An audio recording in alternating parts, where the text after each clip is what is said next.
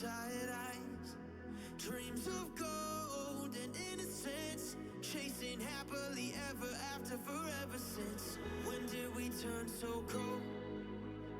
Used to believe in magic, now we're rotting in cubicles. I think it's time that we wake up.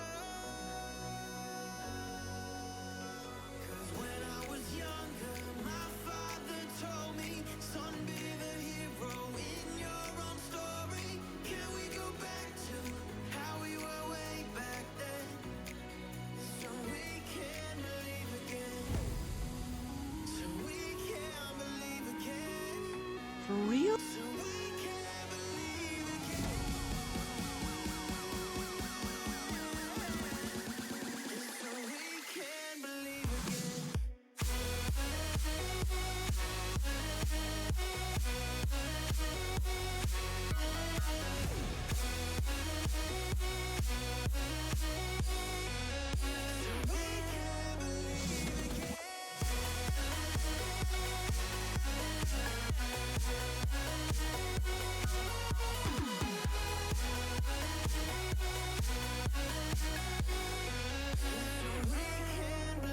again.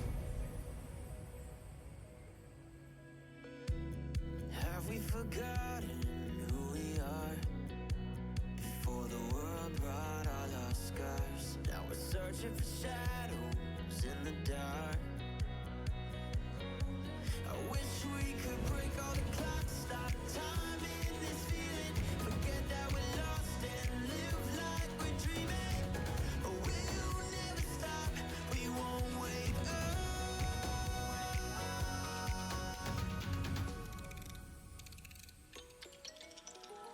When I was younger, my father told me, son, be the hero in your own story. Can we go back to how we were way back then? And when I was younger, my mother showed me the power of love will lead you to glory.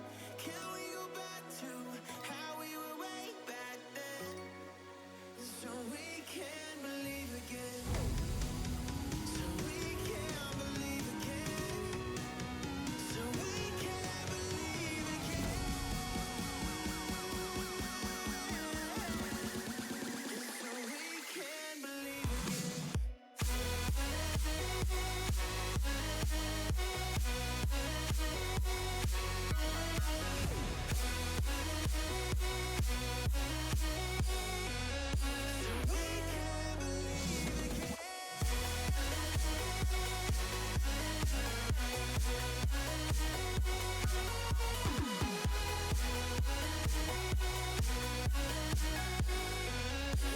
we can believe again.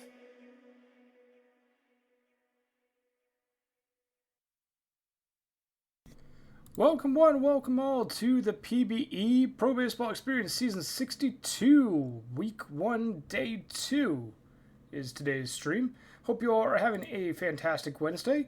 I am going to be your host for today's stream, PersonMann, aka AJ887, and I am joined today by Pifferfish. Piffer, how are you doing today?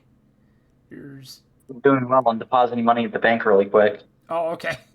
All right, well... I'll be right back, then. I promise you guys, I'll be right back. Okay. All right, you're coming through a little loud too, but that's okay. Well, I'll be running the first game anyhow, so it's all good. I adjusted the volume a little bit, so hopefully that should be better. Hello, chat. First up today, we have the Death Valley Scorpions versus the Vancouver Vandals. And we have a little bit of a blurb today from the stat team. Thank you very much to Honored Mexican for submitting this. So Death Valley versus the Vancouver Vandals. A couple of players to watch. Death Valley's center field Slime Sluggerton leads the team in both home runs with 2 and RBIs with 8 coming into today's stream. Vancouver's Jean-Jacques Francois Jacques-Jean Jr. Leads their team in home runs with 2 and is second in RBIs for the team with 5. Couple of hitters to keep an eye out for there. Your starting pitchers will be John Whitman, who is 0-1 on the season so far. In their first start, they gave up 8 hits, 2 walks and 3 Ks. Currently have an ERA of 10.80. They'll be looking to lower that quite a bit against the Vandals today. Meanwhile, for the Vandals, Xavier Zicafus will be getting the start. They are also 0-1. They gave up 7 hits and 1 walk, struck out 2 in their previous appearance so far this season. Also looking to lower their ERA a bit, as it's currently standing at a 9.64 ERA. We have a series finale on... One more... Sorry about that. We have a series finale on stream with the Scorpions visiting the Vandals. Last game was close with Death Valley getting the win. Will Vancouver tie the series with a win here? Let's compare the team's batting lineup. Death Valley's batting lineup is slightly better than Vancouver's, with a better batting average of 226 versus Vancouver's 222. Let's see. Vancouver has 5 more stolen bases than Death Valley as well, 15-10. Both pitchers are looking to prove themselves after taking losses in their first starts. The pitchers are not that far off from on stats, with 1 or 2 points in differential. The game might come down to which bullpen can hold out the longest. Vancouver's bullpen steps up here. They have an ERA of 2.71 versus DVS's 5, and only allowed 3 home runs so far this season versus Death Valley's 14. In terms of fielding, Death Valley's fielding edges out Vancouver with a higher zone rating of 5.3 compared to Vancouver's 3.7. The rest of the stats mirror each other or slightly are in Death Valley's favor. Another player to keep an eye on, too. Somehow Sting Eucliffe is still kicking. My player apparently leads the team in average. Did not know that. But they're also on their way to rising up the leaderboards for career hits. They're currently the 4th best batter in terms of career hits. So that's why I've been keeping an eye on very closely, is seeing how far my player can wind up climbing. They're being hit pretty hard by regression, so it's coming to an end for Sting Eucliffe in the next couple of seasons or so. But anyway, we're going to go ahead and get started. Melo Mistura, Zikoyoto Montalban, and Launch Angle will be starting things off for the Scorpions versus Xavier Zicafus. We'll see which team comes out on top in the first game of today's sim. We have 5 games for you today. So be sure to keep an eye out for... Before we get too into the weeds, do I sound better now or worse? It sounds a little bit better, yeah. Okay. I think I came up with a solution. Excellent. Would you also be able to share the stream, the yeah. video with me? Yep, let me do that. Thank you, sir. How about the Uke? I always liked Sting Euclid, by the way. That was like one of the first cards I got doing the PB trading cards. Oh, yeah? And that was just a name I read, and I was like, dude, I could imagine, like, at a real baseball game, fans would go, Uke. That would be... Strong and sick. Not what I was thinking when I came up with the name of the player. The player's actually a reference. You know how people are. They come up with like their weird little things that they do for like certain like fan favorites, or like whenever somebody's name is Boucher, they're always like Boo. Yeah. Which always sounds like Boo, and then like you have to explain to people like, no, his name's Boosh. They're saying Boosh. Yeah, they're saying not booing him. Boo earns, right? Montalban is going to draw a walk and steal second base. Mistura was the first out of the inning on the ground out. Now it's the Launch Angle at the plate. Slow roller out in front of the catcher, throw on to first for the second out. Montalban over to third. And Stell with a runner on third with 2 away. Fly ball caught in center field. So the Vandals defense gets around a walk to Montalban and no score. We head to the bottom of the first with Jacques Jean Jr. flying out to left field. Now Pierre Phillip, the right fielder, leads the team in RBIs and stolen bases with 6 of them apiece, but they will strike out in this at-bat. Hrishikesh, the catcher, coming to the plate now.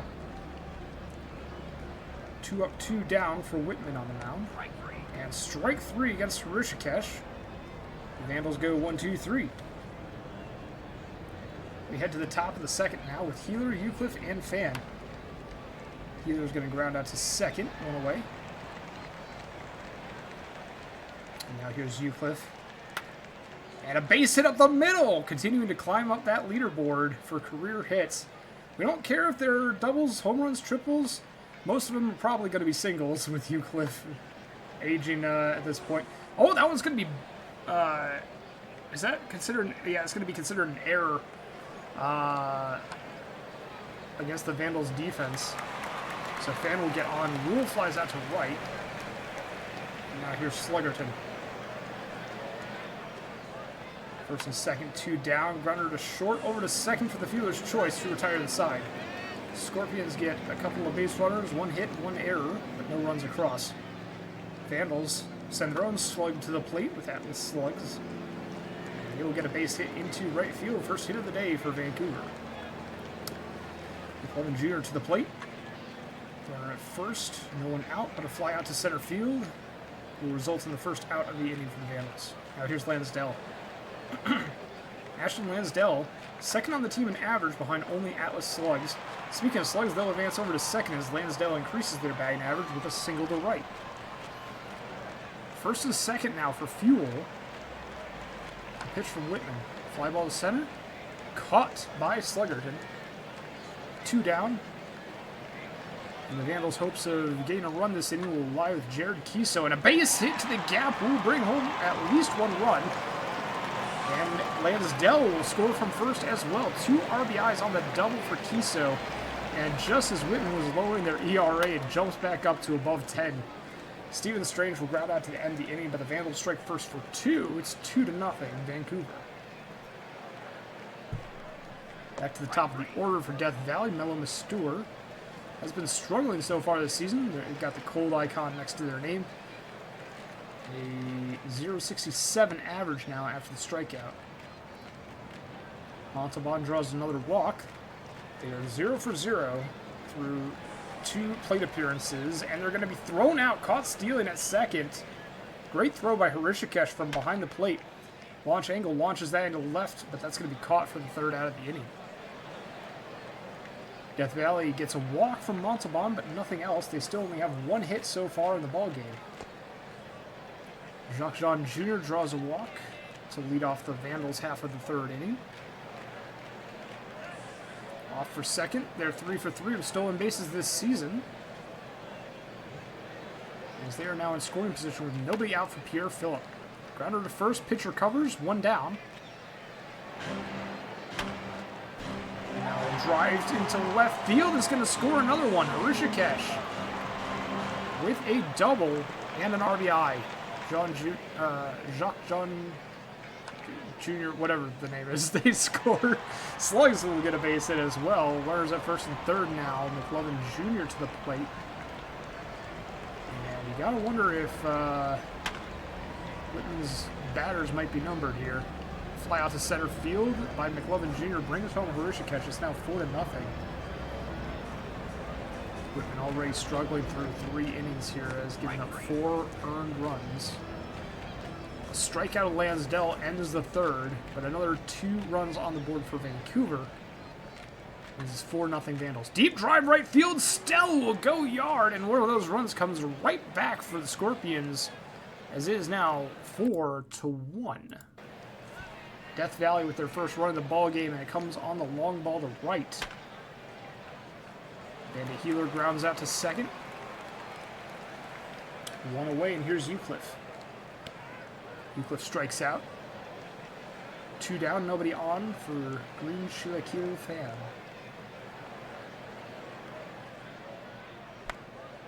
Fan with the drive. Center field's going to drop in front of the center fielder, and Fan's going to be in at second with a double. Meaning Rule has a chance for an RBI here.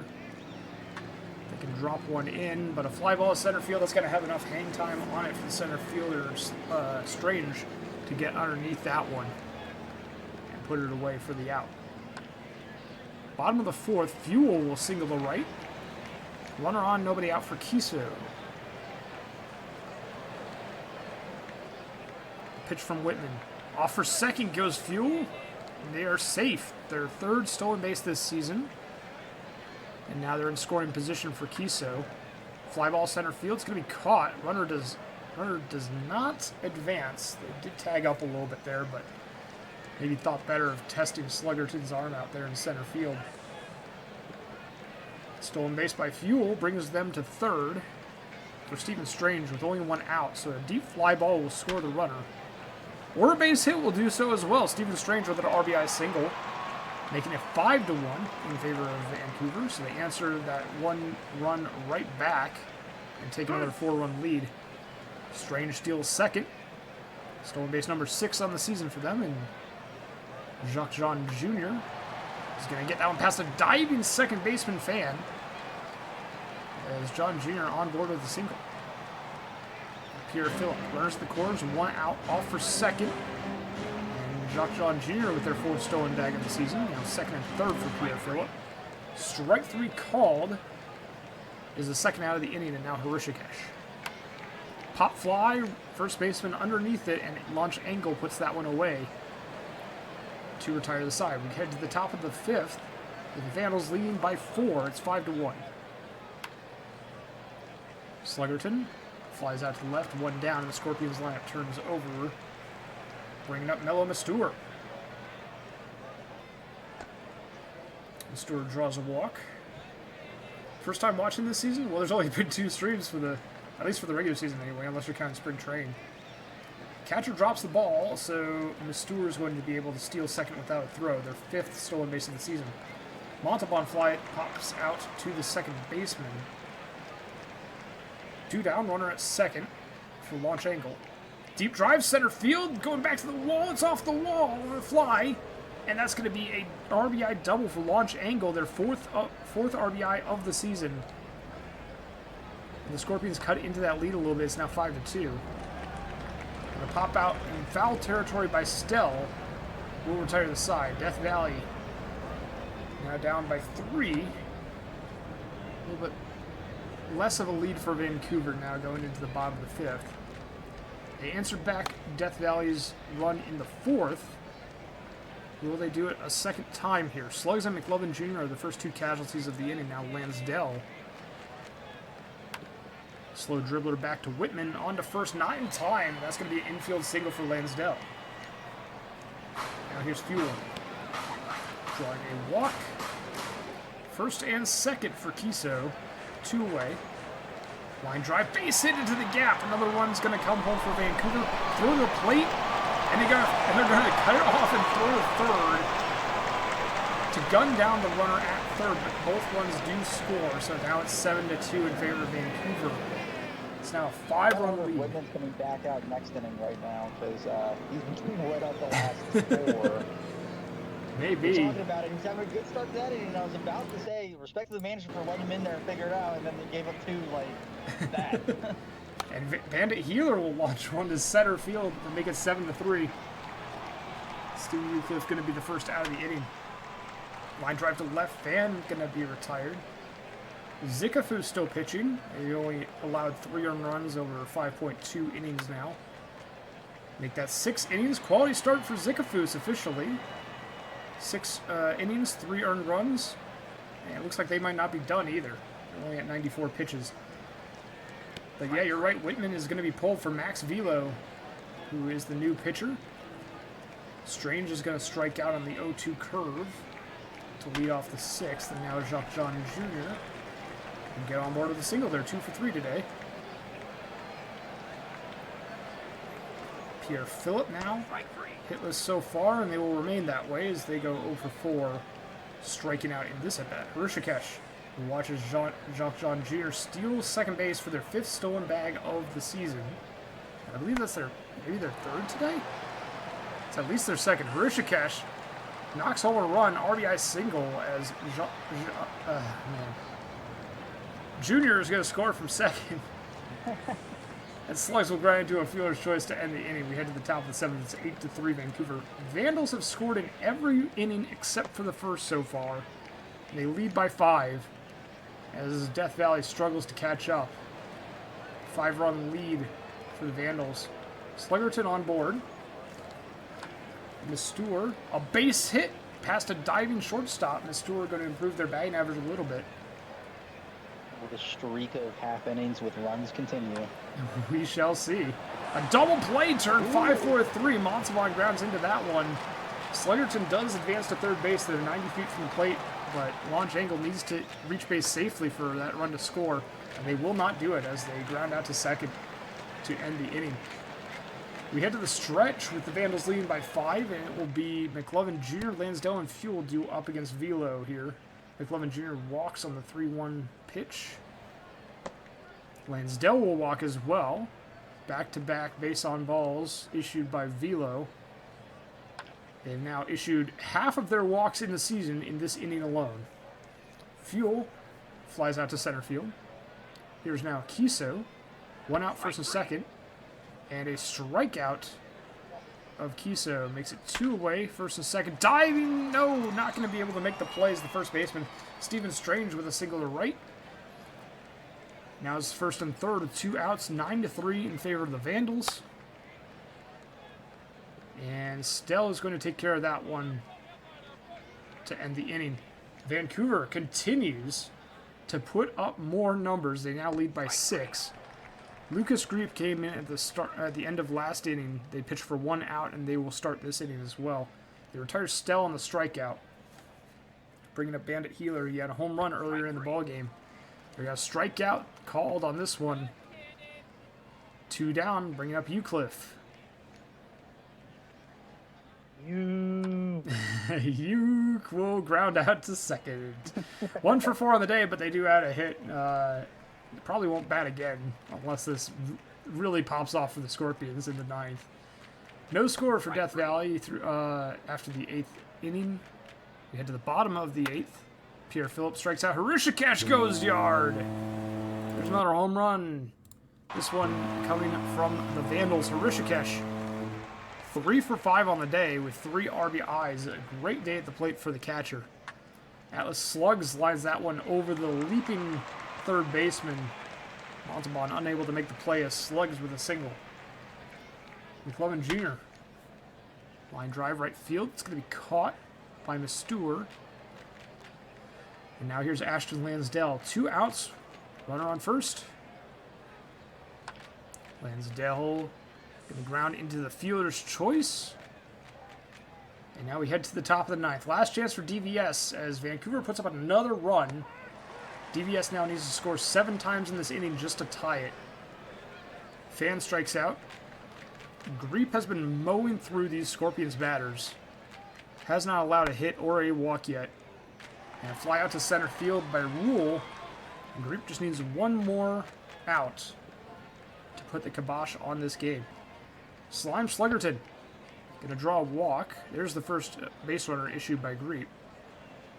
And it's going to be Melo Mastur. Base hit up the middle. Scorpions have a bit of life in them here. 2 out rally.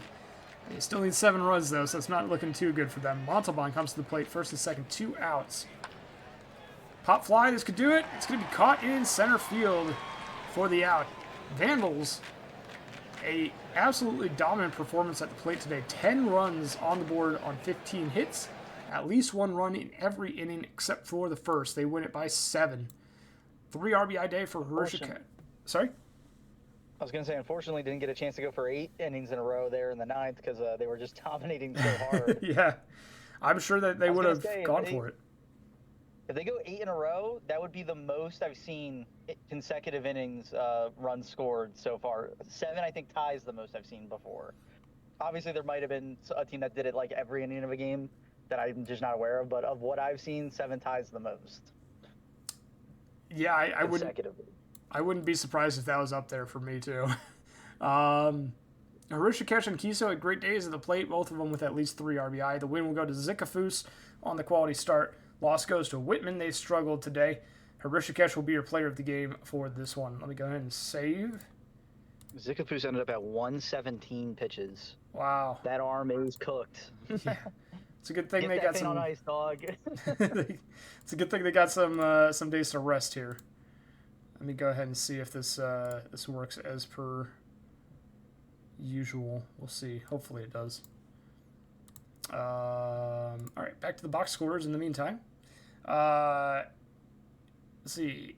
Aviators defeat the Demons here, 8-1. Do you want to alternate the box scores? You want to take this one? Yeah, sure.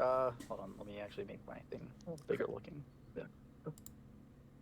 Don't rotate. Oh. There we go. All right. So on the Detroit side, their batting performances, carried by Dollarson, 3 hits on 4 at bats. But on the other side, the 8-run team had a great day from Ruiz Jr., who got 2 hits, 2 runs scored, and an RBI. Among them, a solo shot in the 5th inning. Pitching wise, Bluesky records the loss, falling to 1-1 on the season, while Kingman gets their first win of the campaign, and Shigino gets their second save in a 3-inning pitched 1-hit performance in relief. Player of the game is going to be Kingman with a great start, only 5 hits in 6 innings pitched, 1 earned run. And yeah. All right. Next up, the Surge defeat the Apex 7-3 here. We have 2 RBI from both Cheerios and Whoop on the side of Buffalo. For Indianapolis, 2 RBIs for Brent Goldberg with a good day at the plate.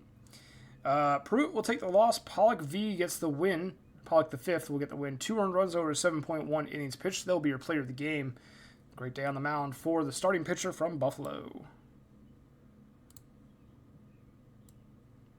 Lunar visits the Providence Crabs in a winning effort, 2-1, close game there. Both runs come in the 8th inning, come back and win it. Their best performance of the day, 3 hits and 1 run scored, 2 RBIs by AJ Big Justice. Home run in the 8th there, 2-run shot to take the lead and eventually win the game. And then on the other side, their best performance was, is that Grave Traveler? 2 hits Grail. on 4 ABs. Grail. Yeah. I'm learning all the first names. I always take guesses though. 2 hits on the day in 4 at-bats, but overall not a great day at the plate for your Providence Crabs. Pitching-wise, Lunar had Hunter record the win, increasing their record to 1-1 on the campaign with a 7-inning pitched, 3-hit performance and 11 strikeouts. The save goes to Scud Muffin, his 3rd of the season. Hunter ended up being the player of the game. On the other side, Joe Random took the start, but had a great start, but Cologne gets the blown save and the loss in this one. Random credited with that first runner. It was inherited by Cologne, so not going on his record when he gave up that homer. And that's it. Interesting that you noted Grail Traveler, because they're actually on a hit streak. So I forgot to mention this at the top of the stream, but we'll be keeping an eye on them. They are after this game, they're now at 21, a 21 game hit streak. If they can get a hit in the remaining 6 games that will be simming for the majors, they'll be doing something that only 16 other batters in the history of PBE have accomplished, which is a 27 game hit streak. We'll see how that goes. What's the record? I think I read it recently. Yeah, it was like in the 30s. 37 is the record. Yeah. 37. So they're getting closer. I'm seeing Inching their way. question about the predictions here. Let me go back real quick. It was over under strikeouts, I think. Yeah. 5 plus 8, so 13. Which is 14.5 was, so it's under. So under should have won the prediction. There we go.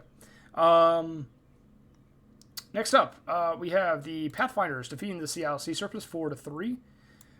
Seattle actually had more hits than the Pathfinders did, with 4 of them coming from Gator McGraw, who had a fantastic day at the plate. 2 RBIs and 2 runs for McGraw.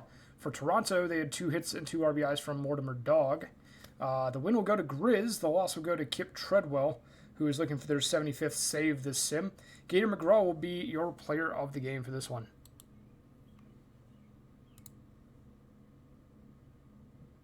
Cancun loses to Boise on the road in a shutout loss for their first of the season. They were 7-0 heading into this one, but they get shut out and lose 4-0 to Boise, despite both teams having 6 hits. A 2-hit day from Ejecto Cito on 3 at-bats is about as good as it got for your Cancun Toros. Not a lot going on at the plate. For Boise, however, they did get 2 hits from I think that's a Laser Show at second base. Yep. On 3 at-bats. And pitching-wise, both pitchers did pretty good. Schmaltz, 6 innings pitched, only 6 hits allowed, but unfortunately 4 earned runs, recording their first loss of the campaign. And Smith with the win for Boise, 8 innings pitched, 8 hits, and 0 earned against. Harold Smith going to be your player of the game. basically, if you got a shutout going into the ninth, just have them keep going. I don't care about the pitch count. Anyway, we did get Chingus in there, bro. New Orleans takes down the Sloths in a marathon game, 15 innings. This game was tied 1-1 going into extras. Both teams scored in the 12th, but only New Orleans scored in the 15th to make it a 3-2 ball game for the win. It's time to start implementing that runner on second rule for the PBE. I think it might be 2 RBIs for Yurdong, going 2 for 6 on the day. And San Antonio gets a 2-hit, 1 RBI day for Les Scoden. Crash blows the save. Tatum takes the loss for San Antonio. Multi-pitch will get the win, but it's Maurice Bernard, the starting pitcher for New Orleans, who gets the player of the game nod. Only 1 earned run over 7 innings pitched. Shout out to EA Nasir, though, too. 3.2 shutout innings of work, only allowing 3 hits over 11 outs. Good for them as well. And on the other side, Nilium had 6 Ks and about the same amount of work out of the bullpen there. Oh, which yeah, is look pretty at that. impressive. And no hits given up. He's like, can my team score, please? Can I get this win? Nah. Nope. Nah. Voyagers visit the Nashville Stars, who improved their record to 7-1 with the 3-2 home victory. For New York, though, their best performance at the plate today came from Magic. 2 hits, 2 runs scored on 3 at-bats. It was going to be a big-time double there that he got in the second inning that I believe led to a run. And then the Nashville order had a 2-hit day from Lincoln Mercury on 4 ABs, 1 RBI, 1 hit. Going to be a solo shot that they got in the 4th inning. Gray also getting themselves a 2-run homer in the 7th, which ended up being the winning RBIs of the day. Pitching-wise, Lawn Pipe going to record the loss here for New York, falling to 1-1 after a 7-inning pitched effort. And Sato is going to improve to 1-0 on the other side with a strong relief performance, only giving up 2 walks and no hits in 2.1 of work. I believe that's Tugboat with a decent start, 6.2, 2 earned, and getting the player of the game nod. Also, Lawn Pipe also going for 117 pitches there. Wow. Another tired arm. Teams are taking advantage. Taking advantage of these rest days that are coming. Yeah, no kidding. Wow, I didn't realize that people were a couple of people in chat were pretty offended by me saying that we need the Manfred runner. I didn't realize that was such a controversial take, but anyway. Oh, yeah. People hate it, man. People hate it. They think it's the worst thing that's possibly ever happened. I mean, name anything in human history, Manfred runner, worse than it. I don't. Not anything, but anything in baseball history. Well, not that either. There's been a lot of pretty bad stuff in baseball history. I mean, I don't mind the Manfred runner. That's all I'm saying. But might as well say some other controversial takes too while we're at it. I think that tomato soup is a smoothie. Anyway, we're gonna move on. Louisville Lemurs versus California Firehawks. The win goes to the Firehawks 9-8 in a walk-off fashion. 3 RBIs for Nicholas with 3 hits. 4-hit day for both Crichton and Fox. On the side of Louisville, 2 RBIs each for Sheeping, Love, and Zhu, who has 3 hits. The win goes to Jun, and the blown save to Wong. Loss goes to Snaps for Louisville, and Roman Nicholas will be your player of the game for this one. Man, Snaps is struggling, dog. I feel bad for that man. He's working so hard. Doesn't know what's wrong. Oh man. Brew City visits the State College Swift Steeds in a losing effort. Steeds take it 9-7, but on the bright side of Brew City, they got some pretty good performances out of Stitcherson and Minor Leaguer, both with 3 hits on their appearances. A home run by T-Money, though, was pretty clutch with 2 on for 3 RBIs there. For State College, you had a pretty decent day from Honcho and Von Moy Caliente with 2 hits each. Caliente recording a 3-run homer, and Taylor also getting themselves a 3-run homer en route to the victory. Pitching-wise, the loss goes to the bot Adams after only 3.2 innings pitched by the starter for Brew City. Rough go at the mound today. Derek Kirkland, the first overall pick of the minor league draft, picking up their second win in a 5-inning pitch performance. And the save and hold going to Neum and 2 specifically, 2 each on the season. Brian Taylor was your player of the game. I'm with you on that one, V-Rob X. I don't like the All-Star game determining home field advantage. I'm with you on that one at least. Kingpins defeat the Flamingos 8-4. This will be the game that we're watching tomorrow in the sim. 8-4 victory for the Kingpins. So will the Flamingos get some revenge tomorrow? We'll see. 3 RBIs for both East and Gambles on the side of Chicago, as well as Spencer for Florida, going 2 for 4 at the top of the lineup. Puck gets the loss. Kratky gets the win. Joe East will be your player of the game, and apparently a player was ejected in the 4th inning for arguing a strike call. Is that an Ace Attorney reference? I think that might be. If so, mad props to whoever came up with that name. I like it. Also very fitting that they were the one to get ejected. Ejection! Your Honor! Objection! Get No, it's out of ejection. here! It's ejection for this one. Yeah, there you go. Oh my god.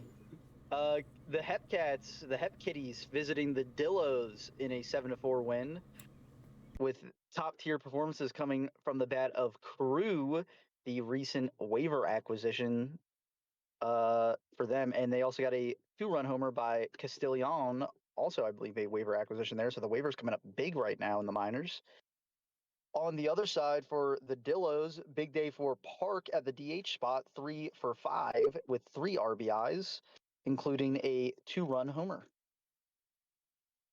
On the mound, Hallow started the day for the Hep Kitties, but the win goes to the bot Casmill and the save to Jocker.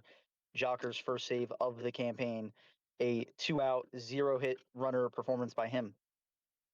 On the other side, Gritty started the day for the Dillos, but Diesel ended it with a decent 3-runner, 2-inning outing. Bobby Carew was your player of the game. What stream game schedule this sim? Well, if you go to the main Discord and you look at the stream schedule channel, you can see for yourself. But we have Florida versus Chicago due up tomorrow. A couple of primetime games a little later in the sim, Toronto, Providence, and New Orleans, Nashville. And then Louisville, Anchorage will be our last stream game of the day today. But if you want to see the day-to-day, go check out the stream schedule channel in the main Discord. 9-7 victory for the Wheelers over the Ranas. 5 RBI day for never mind, this Ranas. I don't cover the Ranas line scores. For Anchorage, we have 3 RBIs for Barnum, 4 RBIs for Banks. Wait a minute, these aren't. So for those who don't know, they bots, decided to give the Ranas, instead of bot players, they're taking IAs off of all of the other teams and filling their roster with them. Okay, so it's still kind of bots. it's just a different kind. They used to be. There's a chance they come back, I guess, and go, hey, what the hell? I'm on the Ranas. I guess they're not bots. They're zombies. Yeah, because they're inactive. Zombies. All right, we got a zombie team. So the Ranas roster and their lineups are selected by the minor league AGM. So every week a different one is running the team. So they're taking turns getting experience putting together a lineup and such. So it'll be interesting to see, which AGMs put together the best lineups and get the most wins in their tenures with the team. Maybe the collective of them gets the Ranas to the playoffs somehow. That would be really interesting. But we'll see how it goes. That's really funny. Loss goes to Armstrong. Win goes to Buck yourself. Kai Brummer, your player of the game. And that will do it for April 29th. As we advance the day, we head back to the minor leagues for our second streamed game of the day. Florida versus Chicago. Daithi Kennedy Sanan versus Felix Bourgeois on the mound. I'm assuming that's how it's supposed to be pronounced. Maybe it's Burgess. I don't know. Yeah, we have... let's see. Thunder. Hey, Miles Phoenix. Maybe they won't get ejected this time. No suspension for Miles Phoenix, guys. Did not get suspended. It's true. They just got ejected. One game. That's all. Okay. We're going to be keeping a close eye on him this time around. No objections. It's like looks like a slight advantage for Florida at the dish, but not much to me on paper. So it should be a good game. Did Ganja Smoke get a hit in the last? Yeah, they got 3 of them. Looks like. All right, so Pifferfish, you're going to be taking this one, right?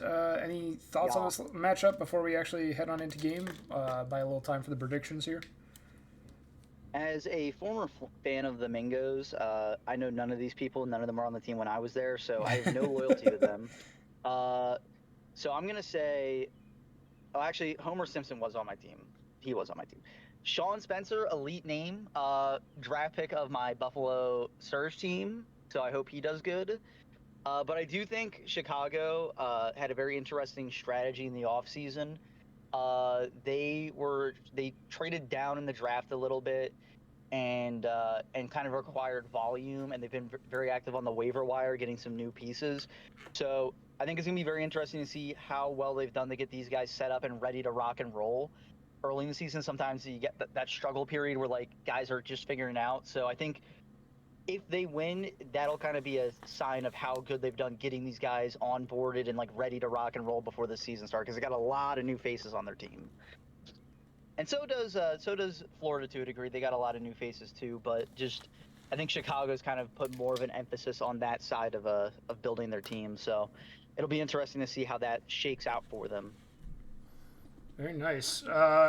Apparently, we have another batting streak to keep an eye on, as I was just informed in the chat. Sweet Sweet Ganja Smoke is on a 22-game hitting streak, so they're actually one ahead of Grail Traveler up in Providence. So a couple of hitting streaks currently ongoing. You gotta remember to keep look an at eye on. Grail when we do the box scores. Yeah, and we'll keep an eye out for Ganja Smoke, hopefully getting a hit to continue their hitting streak on stream. That's pretty cool. Or they break it on stream, which would be less cool. If you're him, you definitely want it to come in that first at bat that you're guaranteed to get in inning 1, because just get that monkey off the back. You know, you don't want to be in inning 9 coming up the bat like, oh man, Yeah. my streak going? Is it staying? Yeah. Want to just get it out the way as early as possible. Don't want it to get in your head. All right, ready to get on into this one, Pifferfish? Yes, I am. All right, take it away. All right, Dan Thunder's going to be starting at the plate, and Burgess. I was told it's pronounced like burger, so Burgess, I would think. Burgess on the mound. Going to force some weak contact over to third for the early ground out here. Phoenix going to throw that one up the line and make it all the way to second base. Early double here. Runner in scoring position for Florida. Deep fly ball to left field. That's not going to be enough to advance the runner by Homer Simpson. Lionel grounds out to second to end the threat. Florida, one left on in scoring position, unable to capitalize though.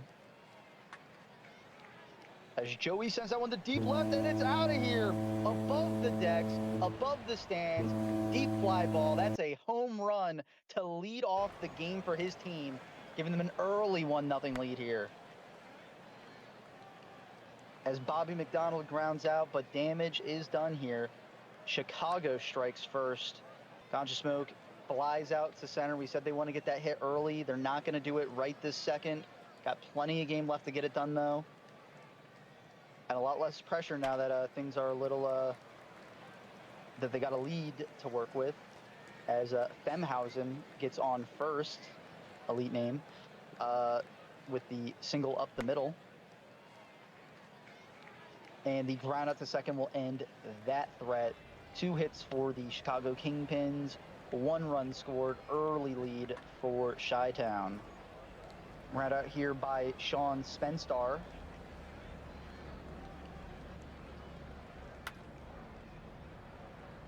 Fly out by Maxwell, Darius Maxwell. And 2 outs quickly here for Felix Burgess, who has only pitched 10 pitches through 5 outs so far. Walks that batter, though.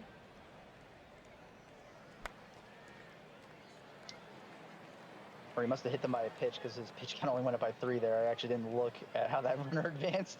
But the ground out will end the inning nonetheless for the Kingpins. Early ground out there by Gambles. Strikeout here by Kennedy Seenan. First strikeout of the game by either pitcher. As that one's going to get down in right field for a single for Lazarus King. God, I got to learn all these new names in the minors. Wilson going to strike out looking there and leave a runner on base once again for Chicago. Batty's going to strike out. Burgess not wanting to be left out of the fun of striking batters out. Hard ground ball to third is not going to be a threat as Dan Thunders once again set out. I think he ground out to third the first time around too. Shortstop corrals that one for an easy out for Miles Phoenix. And Florida goes down 1-2-3 once again.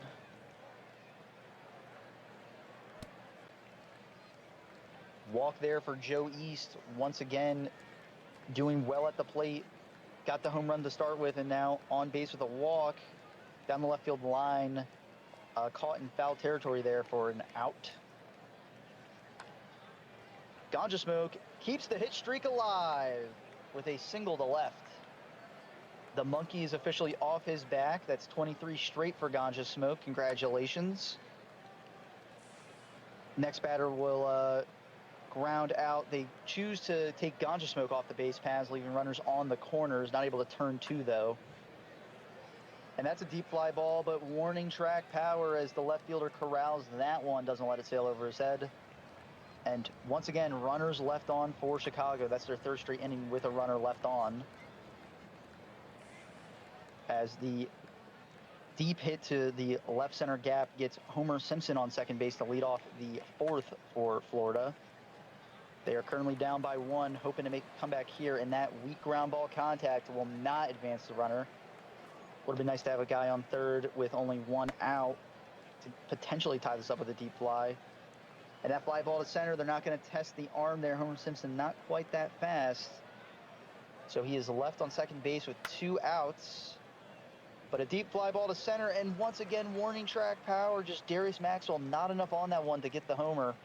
And once again, a runner left on here. Florida just can't find a way to get these runners around to score.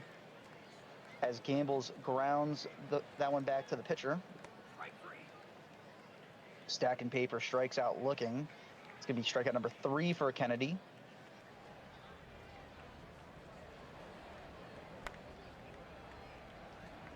And the pop-up to the shortstop behind second base is going to end the inning. This is the first inning where Chicago has not left a runner on base. They go down 1-2-3 this time. As Kennedy settles in a little bit. Oh, and the infield single there for Meoff. Not the best contact, but it works. And that was actually going to become a double there. Blazing speed by Shoeface. Landed in front of the right fielder and still managed to make it around to second. As that one sent to the corner, Florida's going to take the lead here, 2-1, with the 2 RBI double by Ozzie Batty. Burning up the top of the order as well. Perfect time to do it. And that one's going to sneak through the infield to put a runner on first and third. Thunder once again makes that ground ball contact work for him. Deep fly ball to center should score the runner from third, as this is going to be a 3-1 game. Florida breaking this one open. Chicago now down. Only one out with a runner on first. Strikeout looking there will help out, though.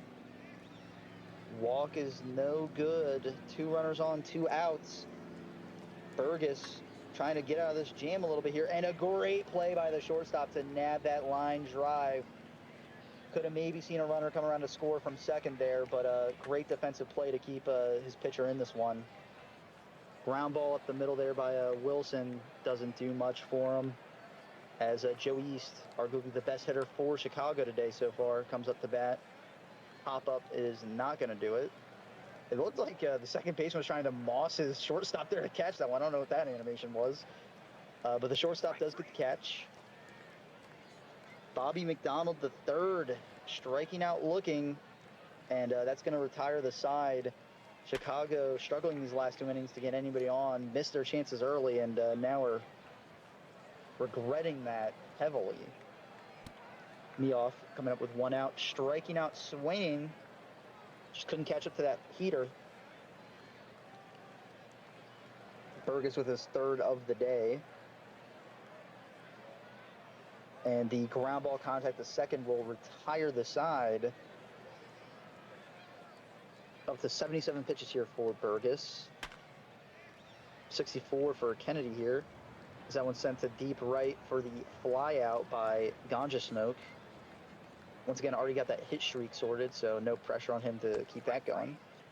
As Femhausen strikes out looking, that's going to be number 5 for Kennedy today.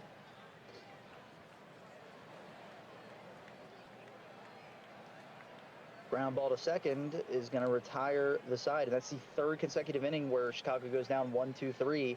Having a really rough middle frame right now. As Burgess is still in there, gets the weak ground ball contact. Look out for him to get pulled soon, especially if he gets into trouble. As that one's going to be sent up the middle. Base runner on. Dan Thunder once again sending one up the middle. Making those adjustments after grounding out twice to the third baseman. Gets 2 singles up the middle there.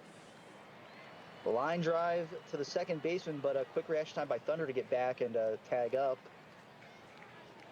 Not allowing them to get 2 on that one. As the bot Crony comes in to relieve.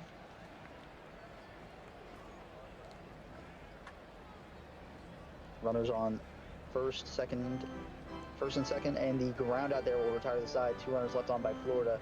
But they did break through the starting pitcher and now got some bot relievers in, which is not a bad place to be at all, as Kennedy keeps going to work here. Pookie Gamble strikes out. Kennedy up to 6 on the game. And make that 7. Can he retire the side with all strikeouts? No, line drive to the third baseman will end it.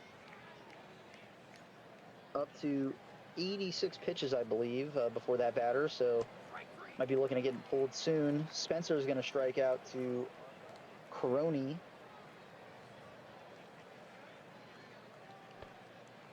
Darius Maxwell going to take a walk. Slow trot to first. Deep fly ball to right field. That one was a no-doubter. Right off the bat, you could tell that one was flying over the wall. Jason Mehoff, the DH, getting it done. 2 runs scored. Florida now up 5-1. Oh, and that one bounces off the kneecap of the pitcher, but they still get the out. It goes right to the second baseman. Hopefully he's okay. Might feel that one in the morning. And they retire the side, but damage done there. 2 insurance markers for Florida. Chicago with 2 chances now to, and 6 outs to tie this game or take a lead. As Wilson striking out, not helping the cause. That puts Kennedy up to 8 on the day. Immaculate performance for him so far. Forces a deep fly ball to left field.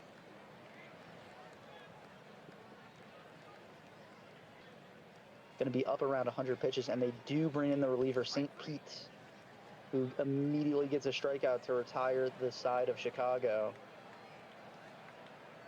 1 inning left of work here, but let's see if Florida can get some insurance. Ground ball there to short is not going to do it. Dan Thunder still hammering that left side of the infield with ground balls. Deep fly ball. He misses the diving catch, though. Miles Phoenix once again is going to reach second base with a double, 2nd of the game for him. Didn't score the last time. Hoping to make it happen this time, though. The walk will put 2 runners on with 1 out. Fly ball to right won't advance any runners. Not enough speed over there on second to test that arm of Ganja Smoke. Walk here will load him up. Bases loaded, 2 outs. As the pop-up to second will leave 3 stranded. We'll see if that comes back to bite Florida in the behind. But Chicago's got some work to do here, and a leadoff single by Ganja Smoke. Who else but the guy with a hit streak to come through in this 9th inning? Maybe if he didn't have that streak intact already, he would have had that on his mind coming up to the plate there. Would have affected his approach. Fielder's choice is going to take him off the base paths, but they still have a base runner on with Femhausen reaching on the fielder's choice. Oh, and a bobbled ball at third. And that's going to be marked in air for Sean Spencer. He's got the yips, guys. Deep fly ball to center field is not going to advance any runners. 2 on, 2 outs. Last chance for Chicago. They do get a hit. 3 on, 1 swing of the bat could change the game right now. The new create, Lazarus King, gets a single. That gets 1 run scored. Only down by 3. Corey Wilson, the draft pick coming up, gets a walk, scores another runner. Only 2 to go with 3 on. A single to the outfield might be able to score them both. A weak ground ball back to the pitcher will end the inning. Almost a rally for Chicago. Too little, too late. Joe East just could not repeat what he did in that first inning. And Florida takes the win.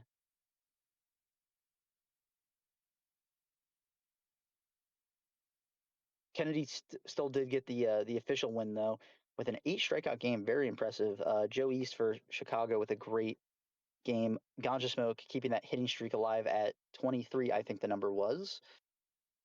And Mehoff with that clutch home run, that 2-run shot, ended up being the game-winning RBIs when it was all said and done. Burgess unfortunately going to record the loss with Kennedy getting the W and also the player of the game honors.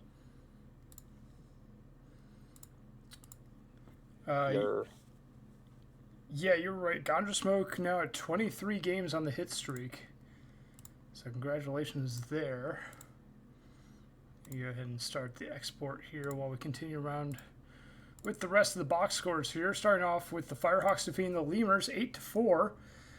With 7 of their runs coming in the last 3 innings. They were down 4-1 going into the bottom of the 6th, and they come back to win it.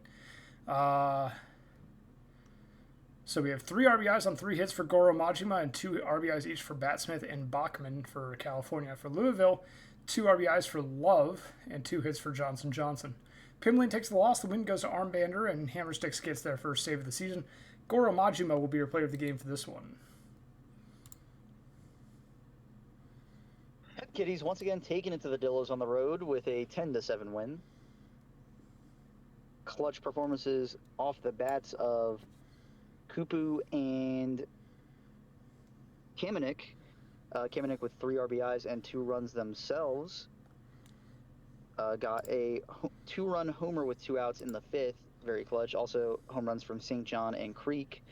On the other side, a couple 2-hit days. A 3-hit day from Martin, though, will be the best of the day. 2-run homer in the 2nd inning, and DeGoat with 1 in the 2nd inning as well. Pitching-wise, the win's going to go to Jocker in the save to Poe for the Hep Kitties. Poe's 2nd of the season. The loss recorded by Blahaj, who falls to 0-2. I think it's Crapton Crunch with a 5-inning 10-hit against performance, struggling a bit. Kamenek was your player of the game.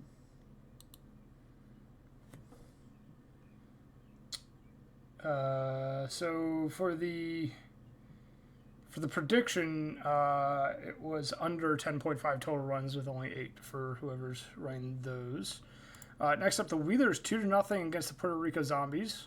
This 2 RBIs coming from Barnum and Kingslayer with 2 hits from Verity. The win goes to Pickle Reedman with their first win of the season, and what a doozy that was. 7 shutout innings with only 3 hits and 2 walks given up. Gedden gets their 2nd save of the season. Pickle Reedman will be your player of the game.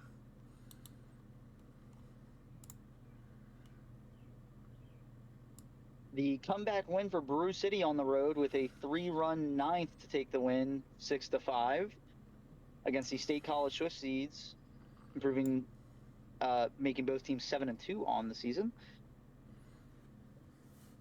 Big Boy with a 3-hit, 3 RBI day, including a home run there in the 9th inning that ended up being the game winner, 3-run shot.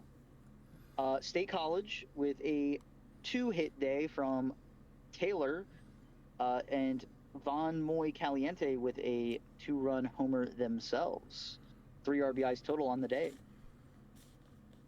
As far as pitching goes, the win goes to Fordham, and the save first of the season goes to Williams for Brew City, who threw a scoreless and hitless ninth. Dubois was your starter for the other team, but the hold goes to Sil Scrumblin, and the loss and blown save goes to Neko Mata, who gave up that 3-run shot. Player of the game was TJ Money. And that will finish off the minor leagues. Heading to the major leagues now. The Apex defeat the Aviators 2-0.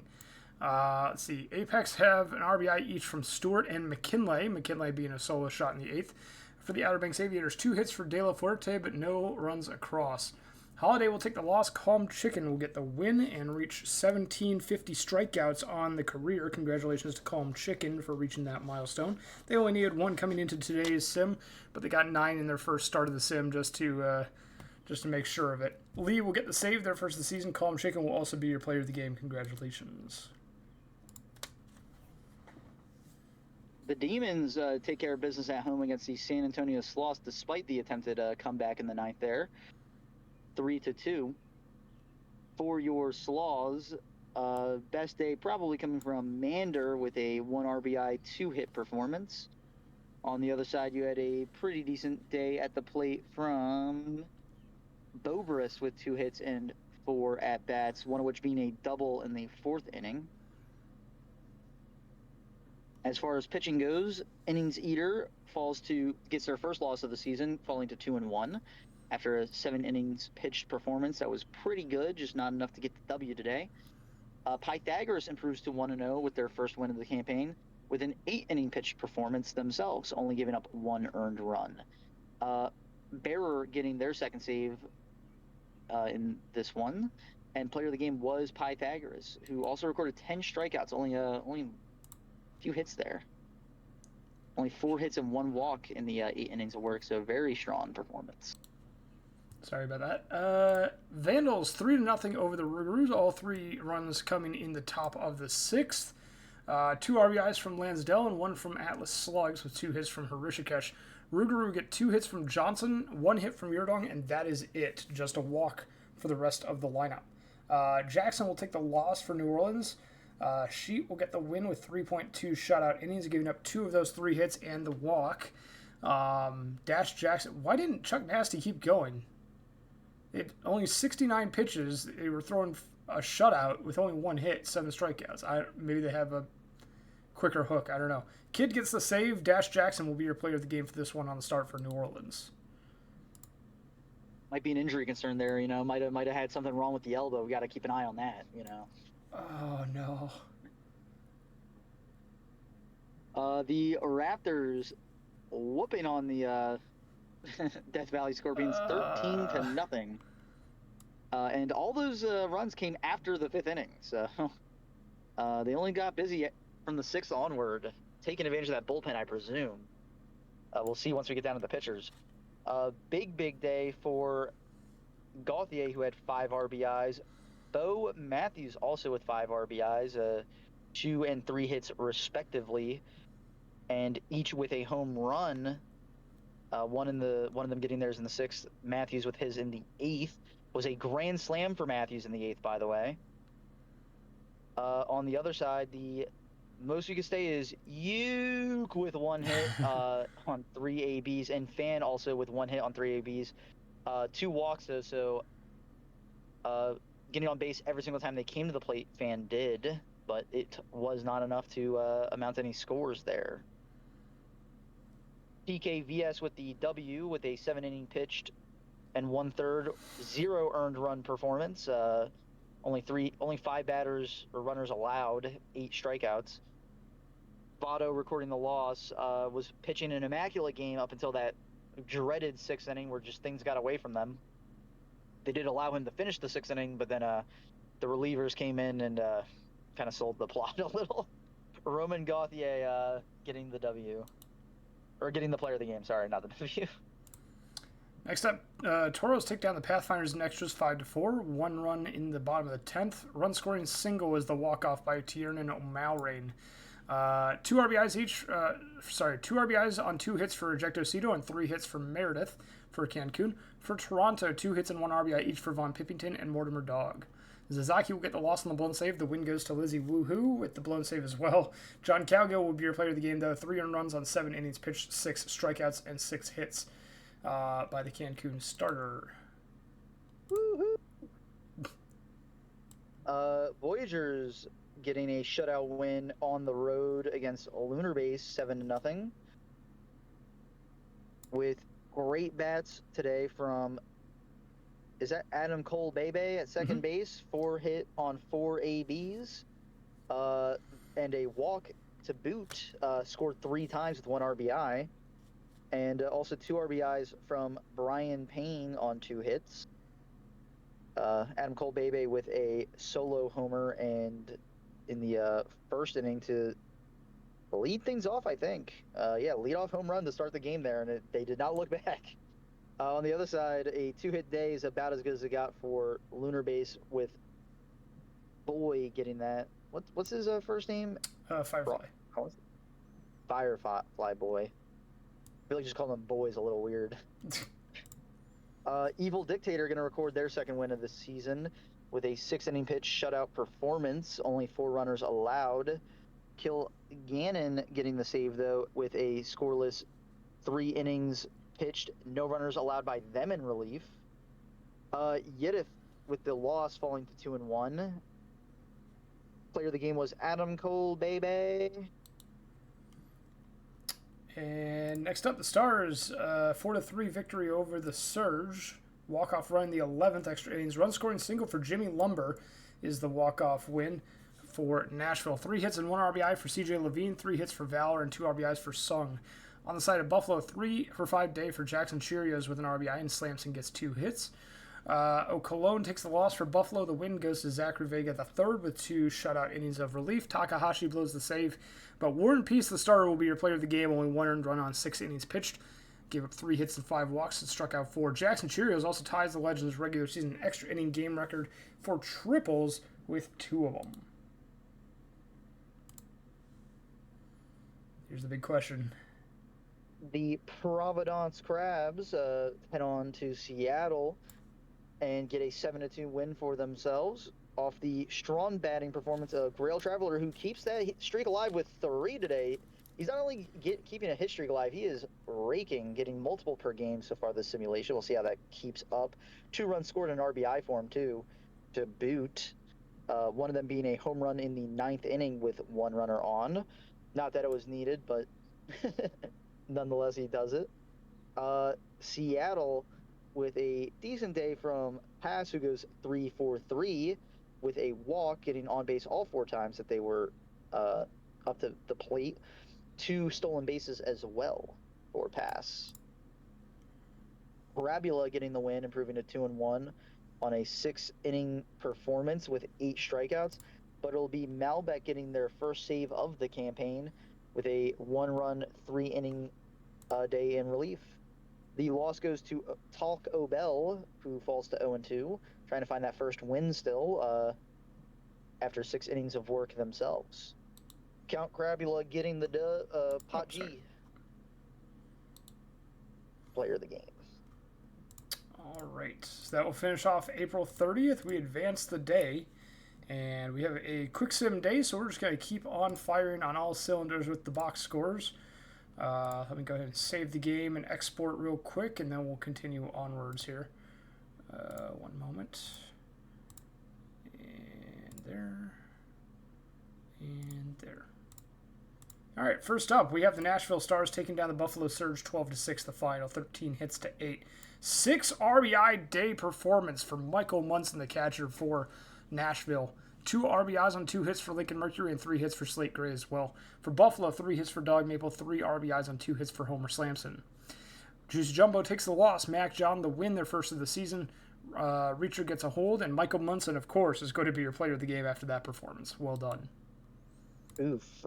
Johnson over there in relief. 20 ERA so far this season.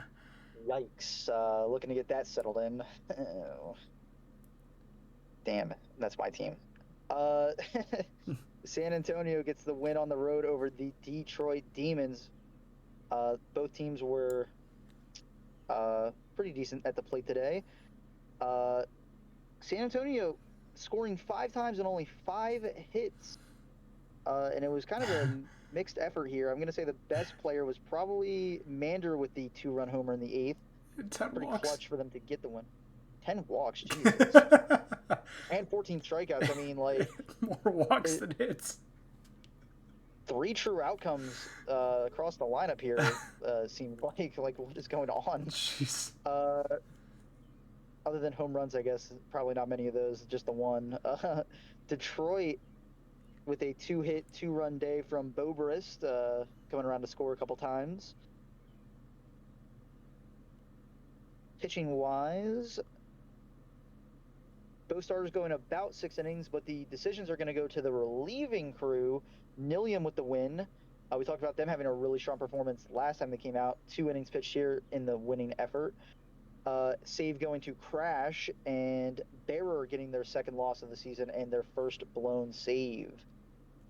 Player of the game was Goaty McGoatface after a strong start with 8 strikeouts. All right, next up, New Orleans, a 5-0 win over the Vandals, 9 hits to 5. We have 3 RBIs from Yordong on 2 hits, 2 RBIs from Tater McCheesy. On the side of the Vandals, 2 hits from Pierre Phillip. The loss will go to Thor Lore. The win goes to Brian Eshelman III, who has 8 innings of shutout baseball. They're going to be your player of the game, only giving up 5 hits and 2 walks over those 8 innings. Impressive relief day from Tom there, by the way. 8 pitches and 1 entire inning of work. This one, 5-1 win from Death Valley on the road, or at home, sorry. I can't read. Boise having a pretty mediocre day at the plate, all things considered, but Dawson with a decent day, 2 hits and 1 RBI from them.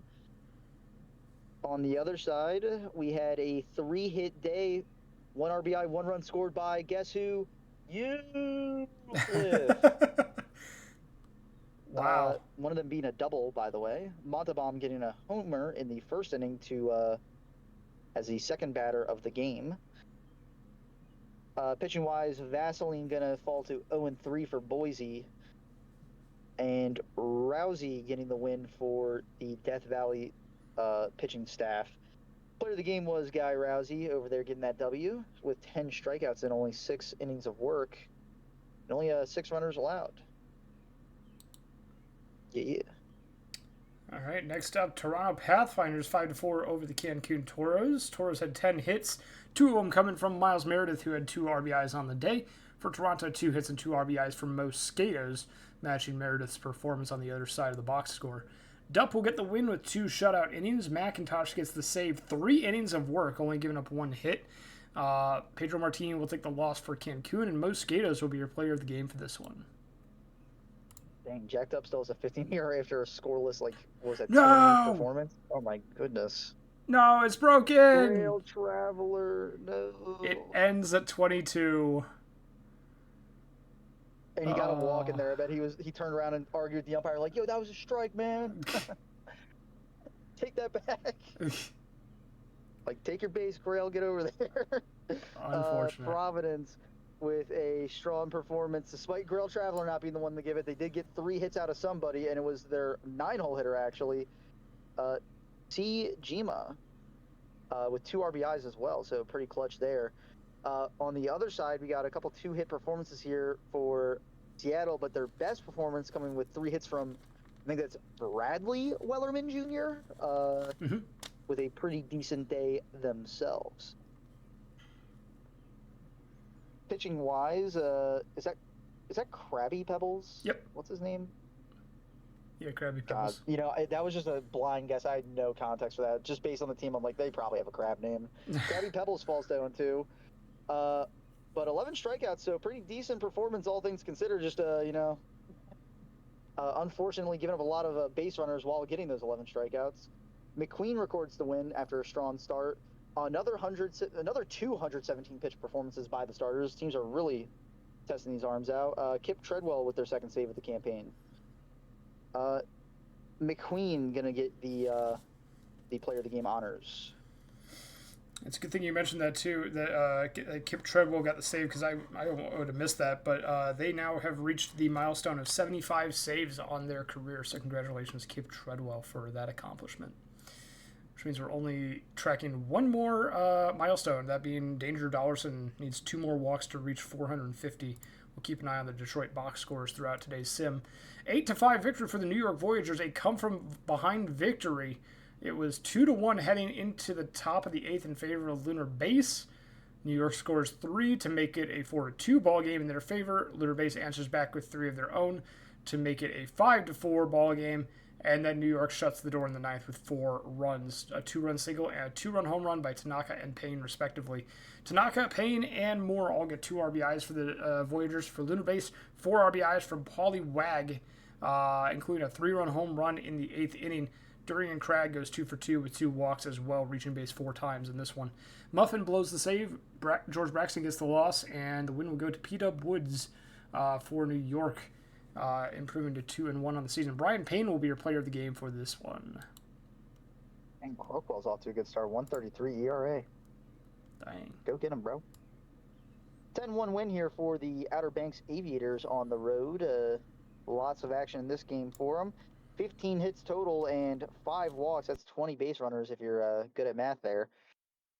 I mean, they had a lot of good performances. I'm going to say Oliver and Jones, both with 2 hits, 2 runs, and 1 RBI each, probably highlight the team. But it was pretty much a team effort there. Pretty much everybody getting involved somehow, some way. On Indianapolis' side, lots of 1-hit performances. But only one person scoring off of that hit was going to be Babbitt Person coming around to score their lone run today. King gets the win after a pretty strong start, while Smidius gets the second loss of their campaign so far. Sniper King going to be your player of the game with a strong start for Outer Banks. And that'll do it for the majors on May 1st. And it's a travel day for the minor leagues, so we will advance the day. We will save. And then we will head Ganja smokes, hit streak stays alive one more day, folks. even though they didn't play. Hey, listen, we'll take a day. We'll take a day. Well, we'll see if it continues. Let me go ahead and export real quick here. Oh, let me save first, actually. Save, export. Send it. All right. First up, we have the Puerto Rico Zombies defeating the Lemurs 6-5.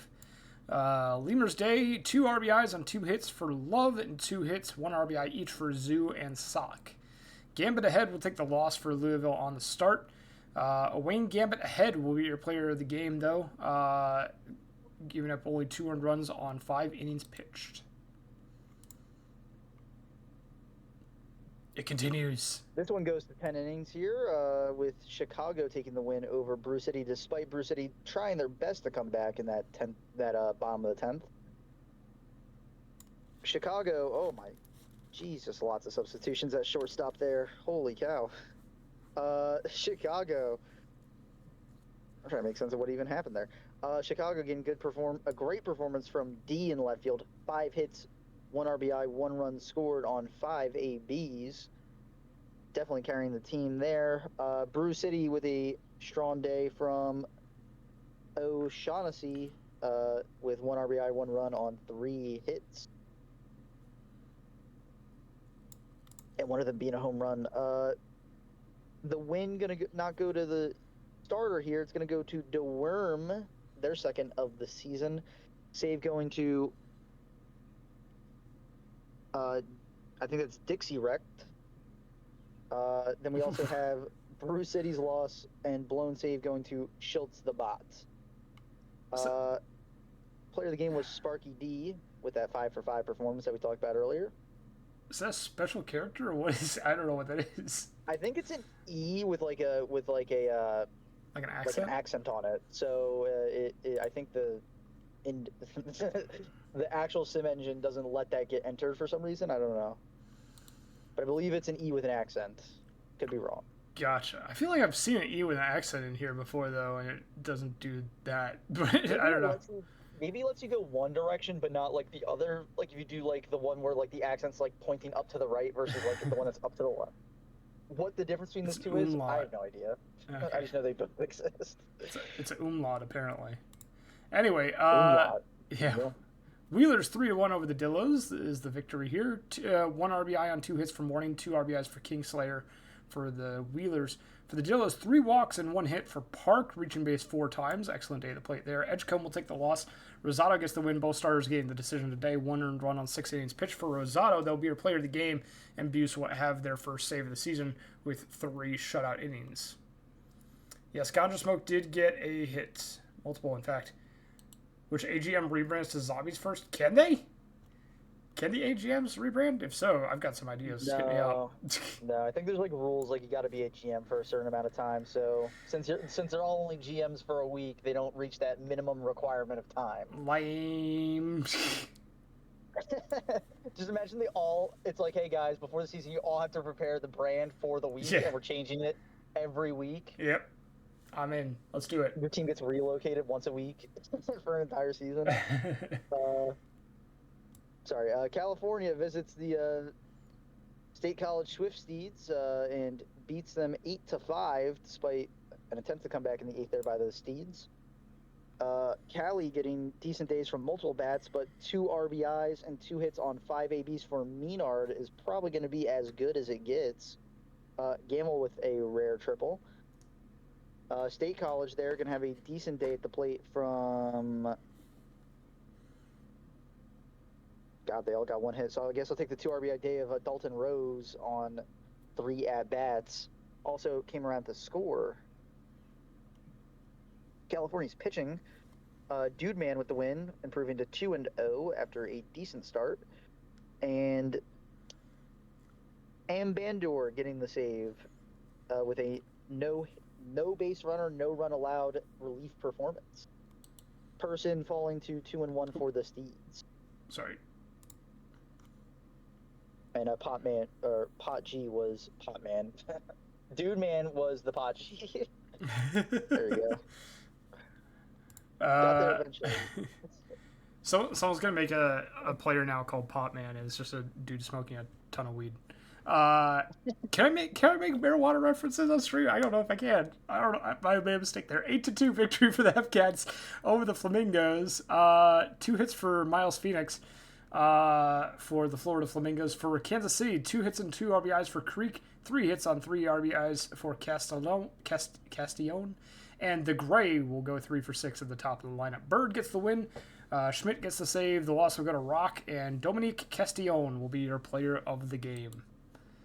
Dame's gonna fire me tomorrow. Listen, I mean, I'll retire my player right now and make Potman, and then you're just like reporting the newest waiver, you know? Yeah. We'll retroactively make it okay. Like, hold on, let me get on the on there. Oh man. Well, this game carries a lot less gravitas now that unfortunately Grail Travelers' batting streak has ended at 22.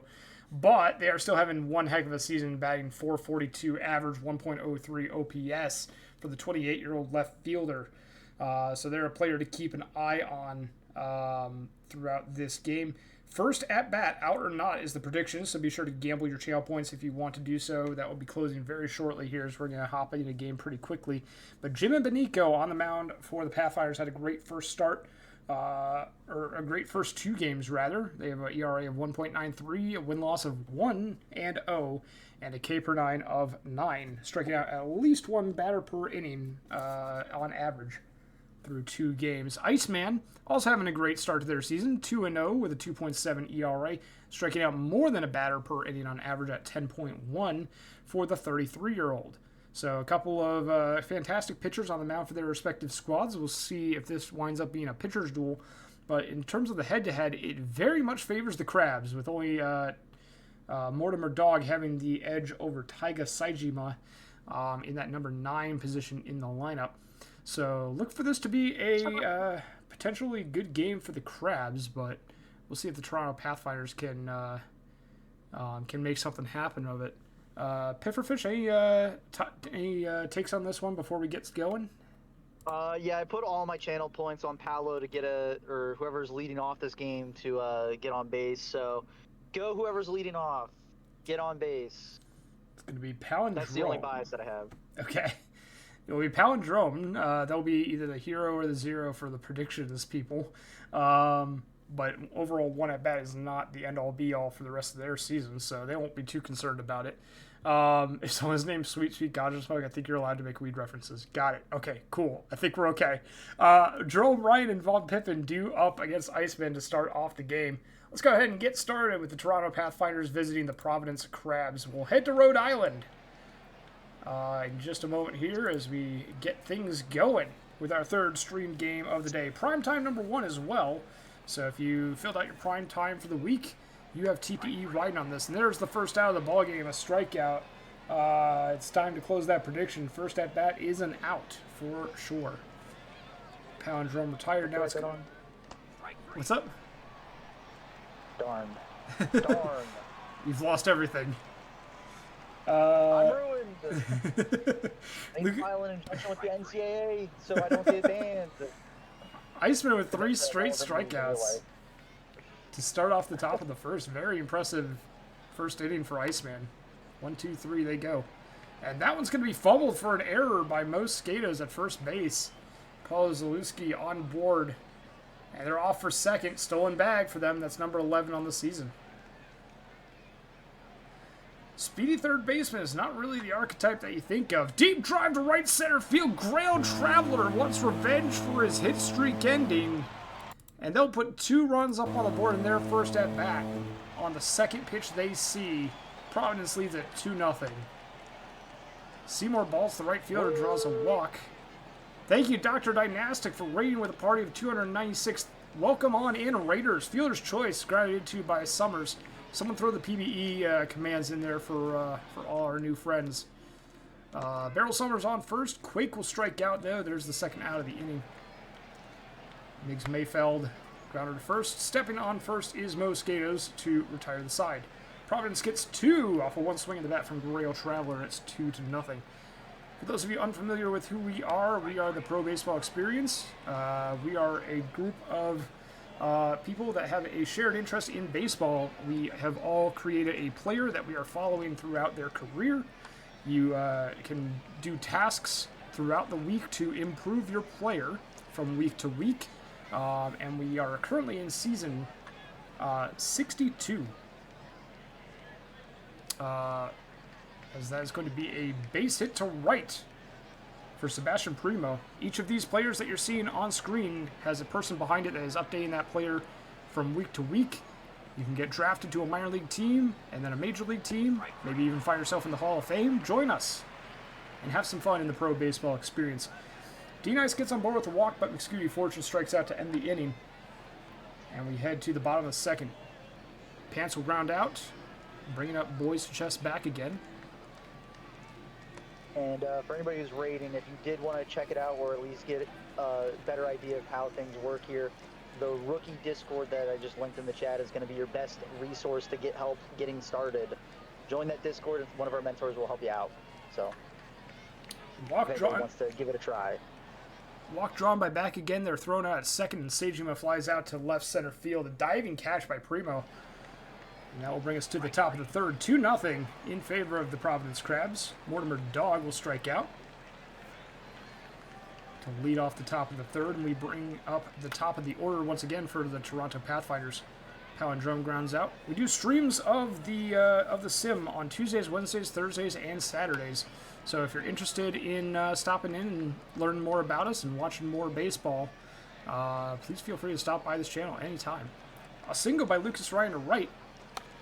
And the Toronto Pathfinders have a base runner. And that's going to be an infield hit by Von Pippington. Throw from second base. It was a little bit late. Ryan will advance to second. Cameron Squires a base hit up the middle. That's going to score a run. Toronto on the board with their first run of the ball game. It's 2-1. RBI single for Cameron Squires. And it's first and second with 2 outs for Mo Skatos. Quick grounder to first, though, and that ends the inning. Pathfinders making a 1-run ball game, and we head to the bottom of the third. Also, if you have any questions, Raiders, just throw them in the chat, and either we'll be happy to answer them on stream for you, or someone in chat will be able to help you out. Grail Traveler going to ground out to shortstop. Bit of a cool down after their 2-run home run in the top of the first. Seymour Balls flies out to right, and that will end the inning. 3 up, 3 down for the Providence Crabs. They lead 2-1. And we head to the top of the fourth. Sebastian Primo will ground out to third, 1 down. Now here's Ice with McScooty Fortune in the on-deck circle. Base hit up the middle for Ice off of Iceman. Dean Ice on board with a single. Here's McScooty Fortune in a bunt, but that was a little bit sharp to the first baseman. They throw on to first to retire McScooty Fortune. It is a sacrifice as Ice makes their way to second base. And that's going to be a throwing error against the third baseman, as Mortimer Dog will reach second and a run will score. Unearned run charged to the Providence Crabs due to the error, and it's a tie ball game, 2-2. Pathfinders get a run in the fourth. We head to the bottom half of the inning. Beryl Summers gets that one past a diving palindrome at second base. It was a slow roller, and they still dove for it and were not able to come up with it. Single for Beryl Summers. Hurry Quake flies out to the left. Now here's Miggs Mayfield with a runner on first and 1 away. Struck out on the circle change. Bringing up Pants. Grounder short over second for the fielder's choice. And the Providence half of the fourth inning is over. Still tie ball game as we head to the top of the fifth. Toronto back to the batter's box. It's Lucas Ryan starting things off with a pop out to third, 1 away. Paddington Von Pippington. No one on, 1 away. Deep drive right field, not quite to the warning track, but Baltz will haul that one in for out number 2. Cameron Squires now comes to the plate with the tie ball game. 2 outs, nobody on. And Squires will be retired on the ground out to third. 1, 2, 3 go the Pathfinders after putting up 1 run in both the third and the fourth. They slow down a bit here in the fifth. Base hit for Boyce to Chest back again. They're on board with a single. Now here's Taiga Saijima. Off for second, goes back again and out by a mile. Caught stealing. They were barely halfway to the base before they got gunned down at second. Saijima strikes out, bringing up the top of the order. Zalewski, a fly out to the left to end the inning. So after 5 innings, this game is tied. 2 runs apiece. And Toronto will try to break that tie here in the top of the 6th. Skatos flies out to right. Sebastian Primo due up with Ice on deck.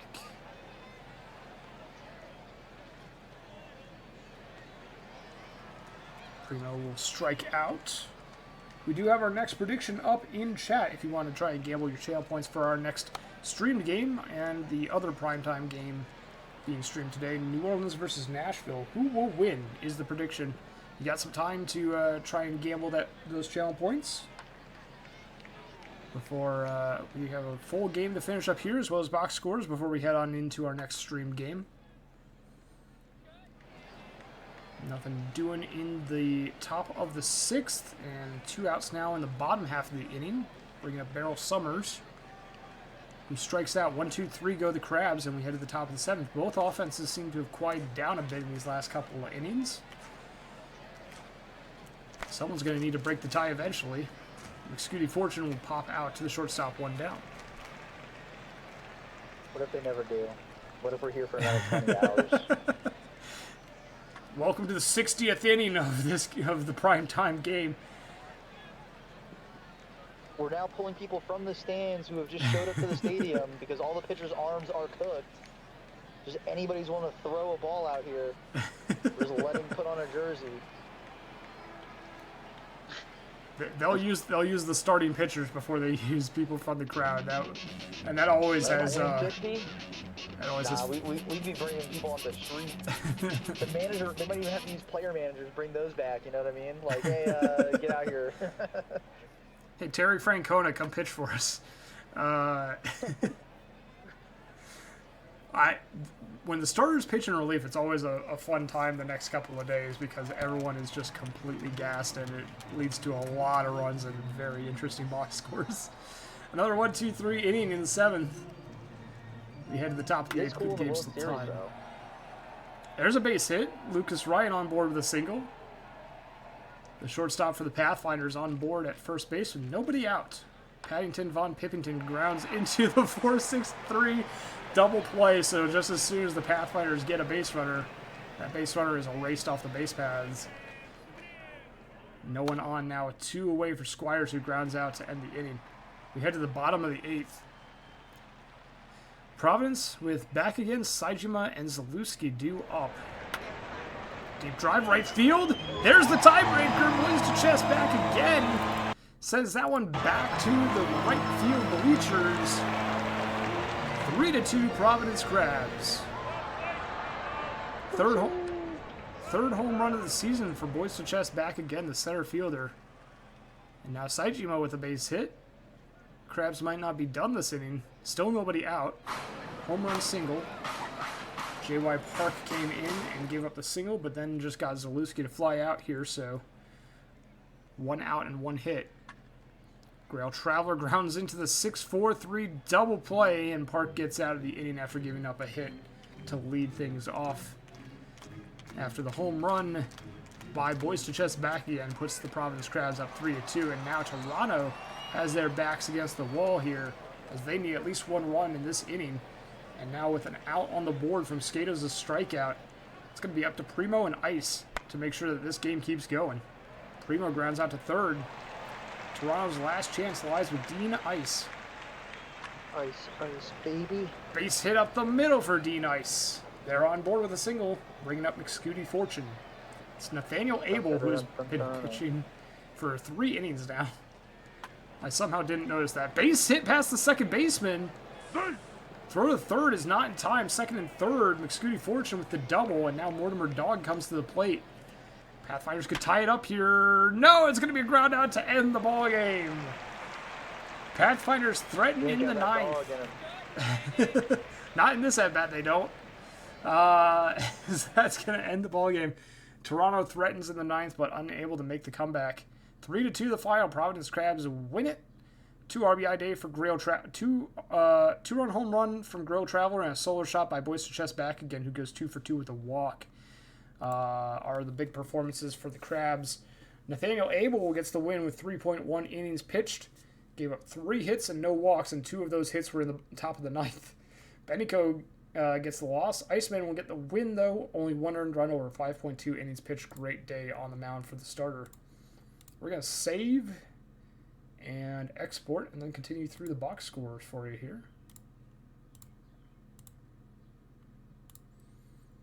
Do that real quick. I want to seem biased, but I totally predicted the Crabs to win that one, and they were making me nervous. They were making me nervous, putting my TP on the line, but they got it done. Boise on the road, dealing a loss to the Outer Banks Aviators. Top tier performance there from Laser Show. Getting a home run there. Going to be a solo shot, but still ending up with 3 RBIs on the day on 4 at-bats. On the other side, we got a 2-hit, 2-run performance from none other than Speedy McFly Jr. On the mound, I believe it's going to be Marshmallow Jr. getting the dubski for Boise. Not exactly sure what the first name is, but McFlourish going to get the win nonetheless. On the other side, Joe Mathis Hendry going to get their first loss of the season. And Marshmallow Jr., yes, I was right, getting the Pot G honors. Next up, the Sloths will defeat the Voyagers 9-8. Oh, geez. Those runs happened. Oh, yeah, 5 in the top of the 9th. How did I miss that? Coming back from crazy win prop chart there. Coming back from an 8-4 deficit against the Voyagers. Wow. 4 for 4 day with 4 RBIs for Turd Ferguson and 3 RBIs for Stetson Laramie for San Antonio. For New York, 3 RBIs on 3 hits for Henry Magic in 3 at-bats. Can You Take Me Higher goes 2 for 5 with 2 ribbies. The win goes to Tatum, loss goes to Montreal, and Turd Ferguson will be your player of the game for this one. Oh my gosh. Oh my Jesus. 21 Um, innings. What's the record? Is that even close? I don't know, but I love how the line score is going behind the Buffalo Surge logo. That's how long it is. Oh my goodness. 19 hits for Buffalo, and they find a way to lose. If you told a team that they're going to get 19 hits in a game and they're going to lose, they would not believe you. I'm telling you right now. 6-5 loss for Buffalo in a brutally long game. We have guys with double-digit at-bats in this one. Holy cow. I am glad that this was not a stream game, Vibrov. Some of these players had 10 at-bats. Some of these players went 1 for 10. Jeez. Hey, I went 3 for 8. Let's go. Tons of horror. Anyways, not that I'm biased. I want my guy to do good. You know, I would never do that as a prominent member of the booth. McLovin Jr. with a pretty great day with 3 RBIs. Half of his team's RBIs, in fact, for Vancouver on 3 hits, 2 scores themselves, with a 2-run homer in the 6th inning being pretty clutch. They also, for Buffalo, got a... I'm sorry. I guess I would pick myself 3 for 8 with 2 walks and a RBI for Tun Sahor.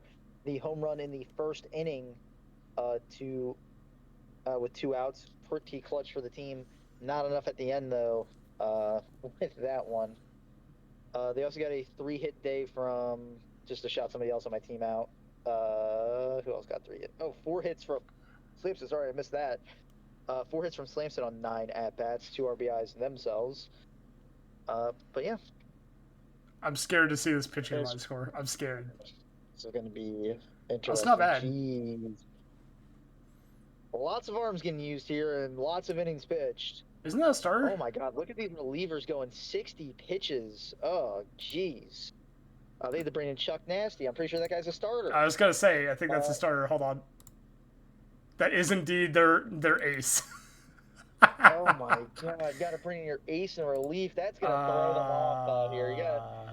You're gonna see trickle effects from this probably in the next few games potentially. That is no bueno for Vancouver to have happen. And this is at the start of a series too. There's not an off day tomorrow.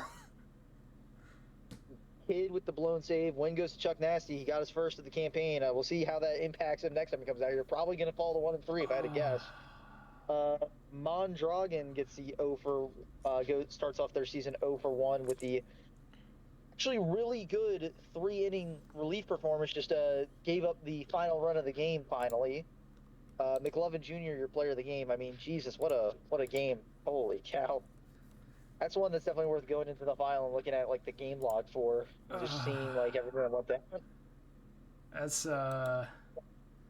yikes. Anyway, Providence Crabs. Buffalo and Vancouver starting pitchers for the next games are going to need to clutch it up. Absolutely, they will. Especially considering that Chuck Nasty is scheduled to pitch in this series. We'll see if that happens. I don't think it will. Providence Crabs 3-2 over the Pathfinders. 2 RBIs for Grail Traveler. Oh wait, we watched this game. Never mind. I don't know what I'm doing. Nashville Stars 6-2 over the Rougarou. 3-for-3 day for CJ Levine. 2 hits, 1 RBI each for Gray, Lincoln Mercury, and Munson. For New Orleans, 2 hits, 1 RBI for Chorizo McTator. Manzer will get the loss. Kahn gets the win for Nashville. 1 earned run over 7.2 innings pitched. CJ Levine, your player of the game. I will say Buffalo definitely cares less about that because I don't know that we're actually we're trying to be good mode yet. I think Vancouver's still trying to be like competitive. So also, y'all didn't use a starter. Them. Yeah, I think we'll be okay if one of our starters has a pretty rough outing. You know, like we're not gonna throw a fit about it. You know. Indianapolis getting the win on home turf. Death Valley only scoring 3 times, only 2 hits, which is an impressive. Unless you're losing by like 9 when it happens, then not quite so much. Of their 2 hits, both came from their number 1 and 2 hole hitters in Montalban and Misture. Montalban with a home run, a 3-run shot in the 8th inning, a futile effort to come back. On Indianapolis's box line, they have McKinley with 3 hits on 5 ABs, 2 RBIs. Stewart also getting 3 hits and 3 RBIs themselves via a 3-run homer that came in the 5th inning. Going to assume that Cy Duck there with the loss and a pretty rough outing. The win going to Flop Quads, who improves to 3-0 on the season with an amazing start. Only 1 earned run given up, and it was an inherited runner. They did not actually give up the RBI that went on to score that run. That was an inherited runner by Stevens that he gave up a homer with. 11 Ks on the day for Flop Quads in the start, but not enough to get player of the game honors. That went to Stewart. Also, insane that Flop Quads is below a 1 ERA right there, and one of the earned runs contributing to that is a guy that he didn't even let score. Insanity. This guy's having a great season so far. Swiss Apple Pie, have you received scoring updates like yesterday? Because I just ran it and I took a look at the command prompt and it said that Anchorage's webhook was not found. So I think I don't have your guys' webhook. So if it was sent, oh, you did get the okay. So whoever has the Anchorage webhook, if you can send that my way, I think it's just adding it to the Excel sheet in the recap center folder, and I can just make that swap real quick. But someone can send that my way, that'd be great. Cancun Toros defeat the Demons 5-0. 2 hits for Dollarson on the side of Detroit for Cancun. 2 hits, 2 RBIs for Victor Cortez. 2 hits, 1 RBI for both Stone and Solo. The loss goes to Remy LeBeau, and Ryan Lee will get the win, their 3rd of the season. Ryan Lee, your player of the game with 6 shutout innings. What was the milestone for the Demons guy? Dollarson were looking for walks. They did not get any this game. So, yeah, they need 2 more. Unfortunate. Lunar Base loses on home turf to the Seattle Sea Serpents 6-3. With Seattle's who else but Pass getting 3 hits. No walks, shockingly, for Pass. Kind of known for getting a couple of those pretty frequently. But they did get an RBI and a score. They also got caught stealing, which is pretty rare for them. Did get a stolen base before doing so, though. Lunar Base with a 2-hit, 2 RBI day from Cragg en route to the loss. On the mound, Dries gets their 2nd win of the campaign. Kip Treadwell, who just reached save, I think he said it was 75, gets another one here to improve their total. Animal Kingdom falls to 0-3 for the Lunar Base Space Rangers. Buki Metz with your player of the game honors. All right, moving along to the minor leagues. Yeah, if someone with the Anchorage webhook can just DM that to me in Discord, I might be able to fix that up for you. In the meantime, Wheelers 2-0 over the Dillos here, 6 hits to 5. Your GMs probably have it if your GMs want to reach out to me, or if someone from the Sim team, if you guys have it, let me know. 2 hits each for Sims Jr. and DeGoat for the Dillos. For Anchorage, the sole RBIs are coming from Jordan and Barnum, who both go 1 for 4 on the day. Win goes to Damra, Fanto bends the save, and Kamatsu takes the loss. Ali Damra, your player of the game. Louisville getting their get back on the Ranas. The Puerto Rico Zombies, as we were dubbing them this stream.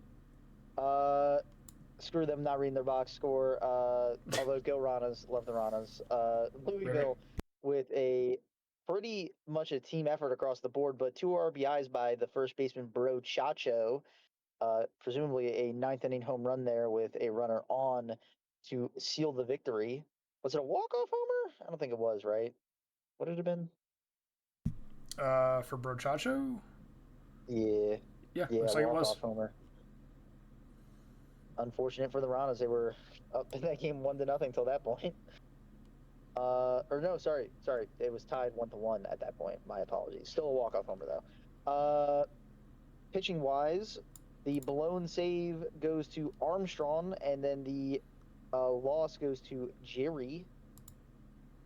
For Louisville, Hank Hill going to get the W in relief. Only 1 hit and 1 walk allowed in 2.1 pitched, and no earned runs given up. Player of the game was Michael de Nostradame, who had a strong start with only 1 earned run given up in that first inning there, but pretty much a flawless rest of the game for him in his 6.2 pitched. Year. All right. Next up, we have the Kansas City Hepcats 4-3 against the Florida Flamingos. 3 for 5 day for Homer Simpson and Mehoff, who gets an RBI as well. Kansas City 2 RBIs for Croker on a 2 for 4 day, and Kamenik gets 2 hits as well. Nutting will get the win, their first of the season, only giving up 1 unearned run over 5.2 innings pitched.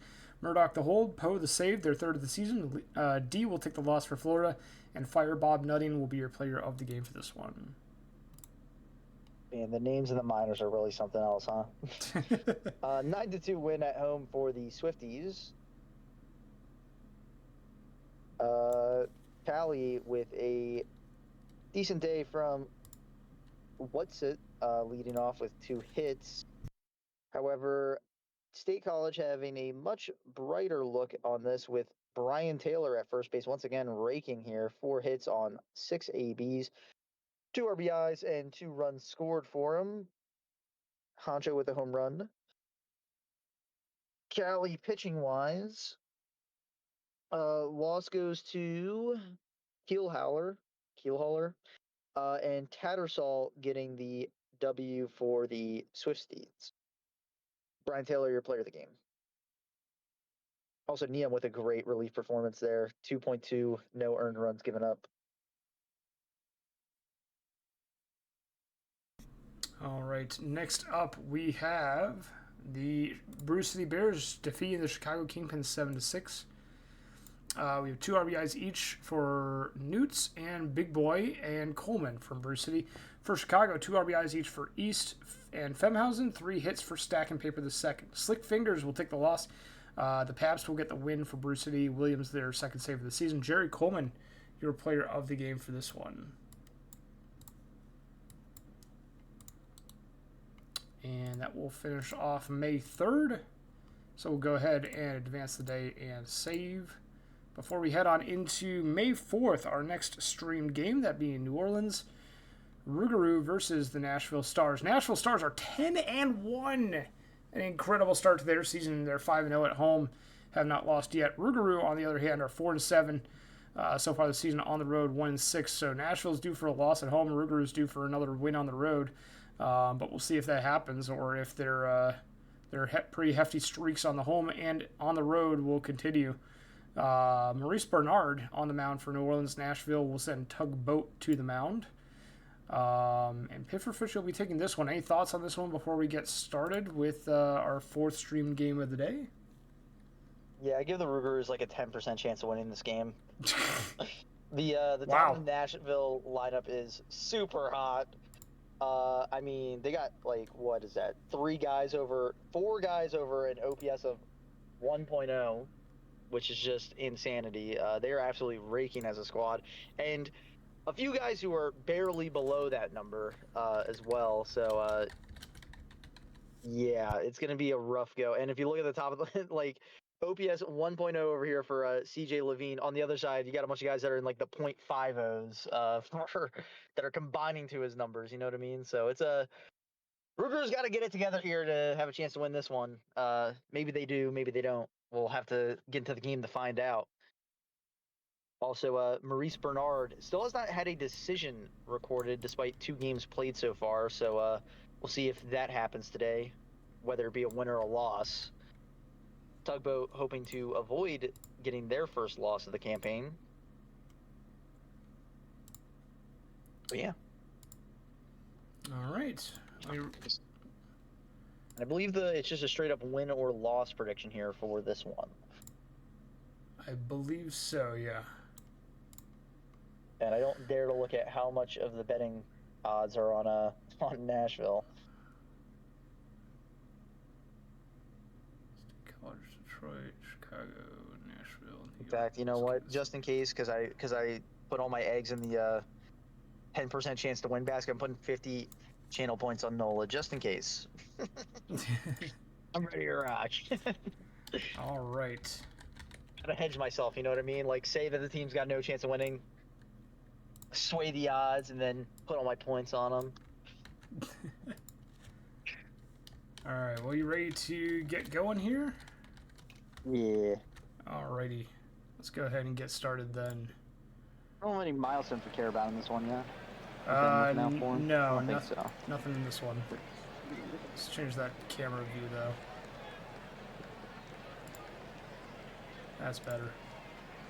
Wow, that's a pretty center field there. What the heck is that? Is that a fountain out there? Looks like it, yeah. Alright, give me 1 second here.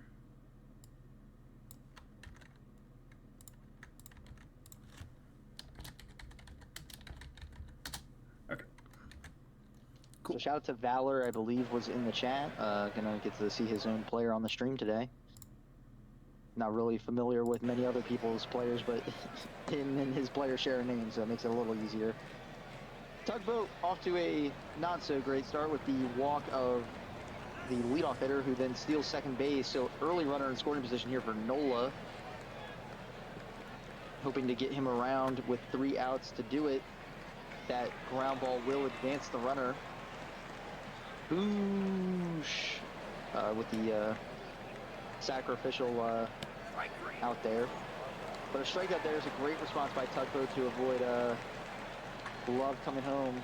Jordan's going to send that one to the wall, though. Get that RBI double, putting Nola up 1-0 to start this game. The chances for Nola just increased to 30% right there. As a pass ball is going to advance Jordan over to third. 2 outs. And another pass ball here. Oh, my God. Tugboat, get some control, brother. 2 runs for Nola. Tugboat just having some command issues right now, as that's a deep fly ball to left field. And that's out of here. Home run for McCheesy puts Nola up 3-0. Oh my God! After I talked so much crap about their team and how they're playing, They took offense to you. Rinking this one.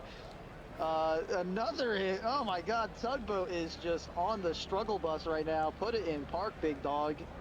We're now up to the 7th batter of the inning here. As finally they get out of this one. Tugboat. Gonna need some run support here big time from their hitters. They do have the lineup to do it, though. If there was ever a team I would predict to give some run support here, it's Nashville with a leadoff double here for triple for CJ Levine. He's gonna go for 3 and gets it. Oh my God.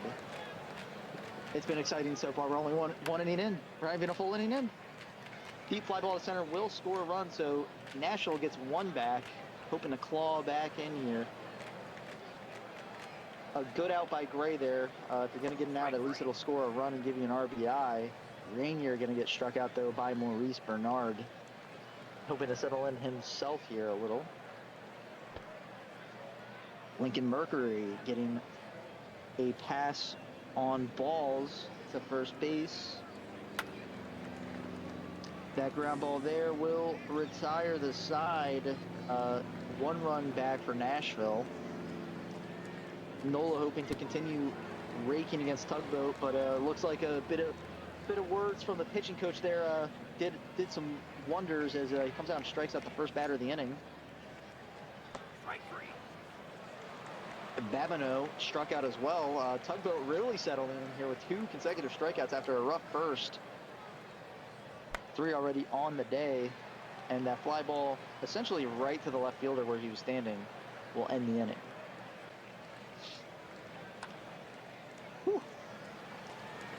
That one's going to get down in right field to allow Briggs to get on base. Once again, an early base runner here for Nashville. And a walk there for Bernard puts 2 on with no outs. A 4-pitch walk there for Bernard. Not a deep enough ball to get the runner home. Not enough speed on second base there, but bases are loaded with no outs. Strikeout there for Bernard. Going to be clutch on the 3-2 count. Does it with the cutter. And gets another one there. Makes the batter swing there. Tried to check it up. And the unassisted play at first will end the inning with no runs scored. We'll see if that's a key difference maker in the game here. 3 runners left on after having 3 on with no outs. Not managing to score a run there is a big swing for Nola. Exactly what you needed. Single there for Boucher. Tater retired on strikes. Deep fly ball to center, but going to be caught there by Valor, doing a great job in center field. And that was going to go straight to the left fielder to retire the side. Tugboat really settling in here. Rough start to the game. I think he underestimated this Ruger lineup like I did, and once he realized that they were not to be trifled with, he's really done a great job in these last 2 innings to bring his team, give his team a chance to get back into this one and not let it get totally out of hand. As a single there with 1 out will do good for Lincoln Mercury, putting up Michael Munson. And pretty much anyone in this national lineup can break open this game with 1 swing of the bat. However, they broke open the game the other direction there with a double play ground ball there to end their inning. Single up the middle to lead it off by Malcolm Kell, the shortstop for the New Orleans Rougarous. But Tugboat notching his 5th K of the game. And that one's going to go to the right fielder. They choose to try and relay it over to third, which allows the runner to get to second base. I'm not sure if that counts as a single or a double there. I wasn't really paying too much attention to that. Deep fly ball to center, though, will retire the side. 2 runners left on in scoring position there. So after Nashville left 3 on, Rougarous leave 2 on. So kind of tick for tack there. But nonetheless, Rougarous still with a 3-1 lead. Approaching the halfway point of this ball game. 2 early and fast outs for Nashville, leave them in a pretty rough spot here. Sion with the single up the middle there. Bernard approaching 70 pitches now, so still plenty of arm left to go. But a pass ball there is going to allow Sion to get in scoring position. Can lumber with a 150 average, get a clutch hit here. No. Pops it up into foul territory to the third baseman to end their inning. Boosh up the bat. Strikes out Tugboat with his 7th of the game. Despite the early mistakes, having a pretty solid outing here. And also look at that, covering up first base. What a clutch play by Tugboat there. As the first baseman tracks that one in foul territory, forcing some very bad contact there, Tugboat did. But that was going to be a deep fly ball to right field. That was not bad contact. Jordan airing that one out to right field for the reestablishing that 3-run lead they had after their first inning performance.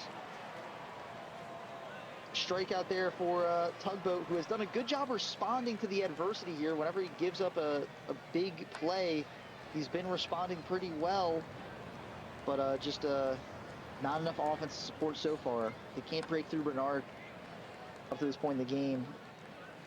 Slate Gray gonna hit that one in foul territory for an out.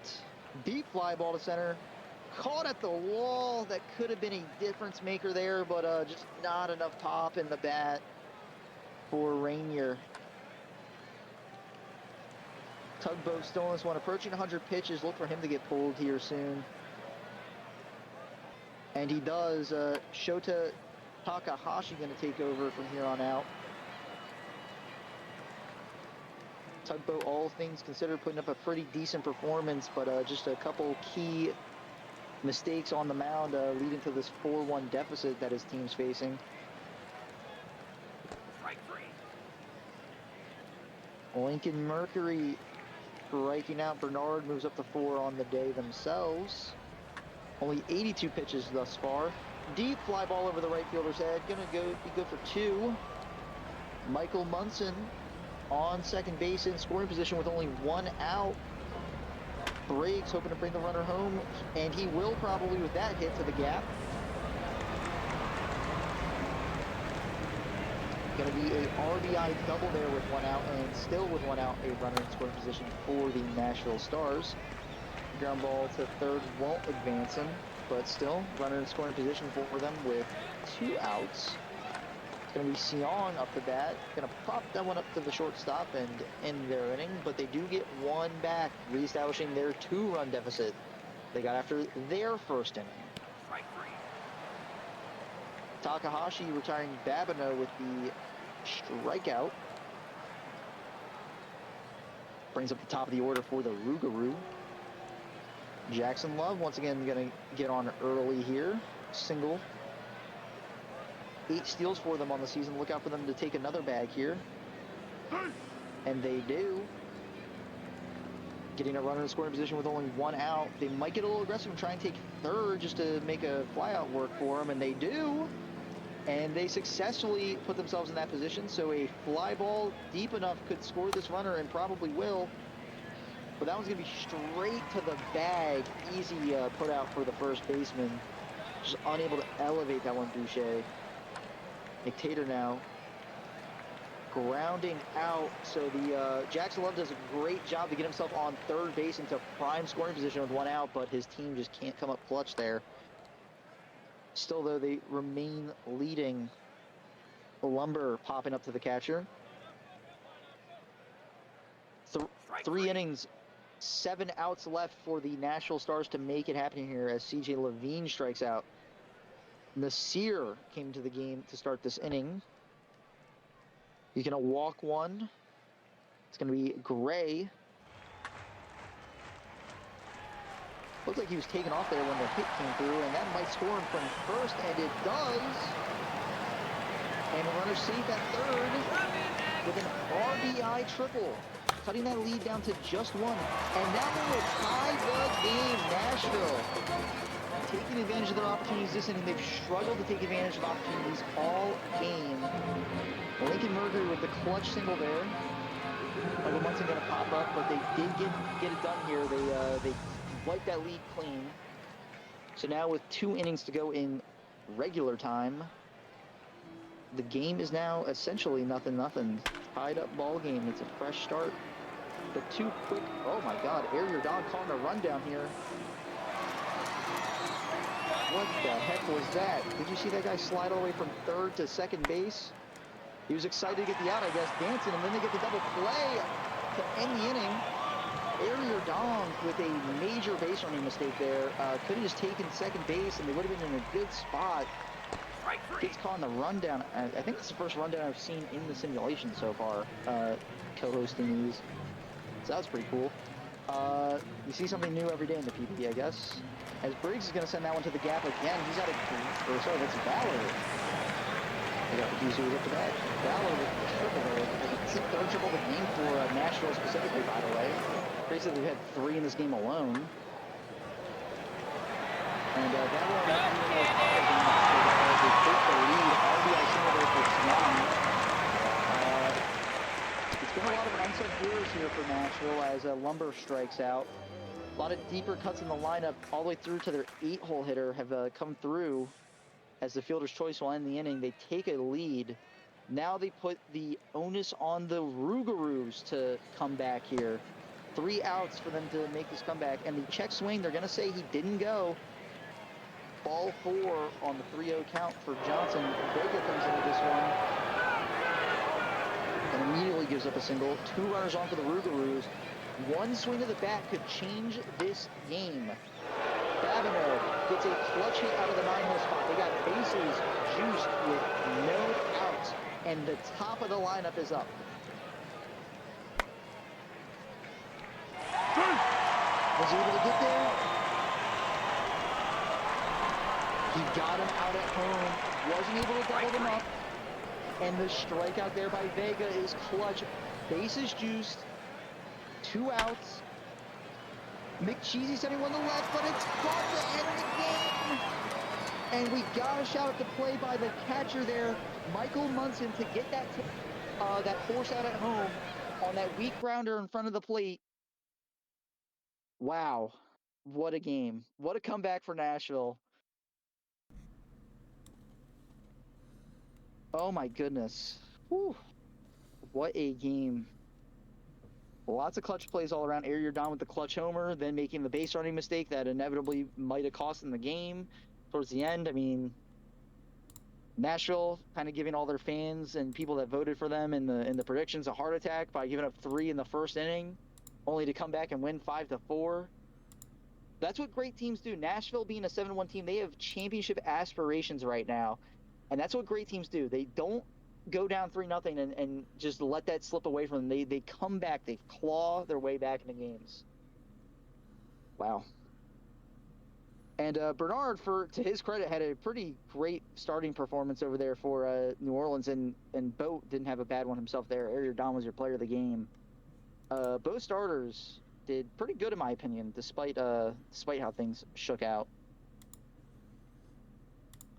All right, we'll go ahead and save and then do the export, and hopefully Swiss Apple Pie, if you're still in chat, let us know if the Oh my god. the export hits. What's up? That might be my player's first pot G of his major league career right there. Nice. Cool. It's been a running thing that every time I look at a box score, I'm like, yep, not going to be the player of the game. I just know. Like, even if I have a good game, it's always the opposing team's pitcher, because my team has been pretty bad, so usually we're losing. Usually the other team's pitcher does pretty good. Anchorage, you should have got that same thing with Toronto and Lunar Base, who I just added to the thing. So, continuing on, 5-3 victory for the Crabs over the Toronto Pathfinders. We have 2 RBI performance for Miggs Mayfeld for the Providence Crabs. For Toronto, 2 for Florida with an RBI for Dean Ice. Random gets the win, their second of the season. Cologne, their third save of the season, and Biscuit Maker will take the loss for Toronto. Miggs Mayfeld, your player of the game.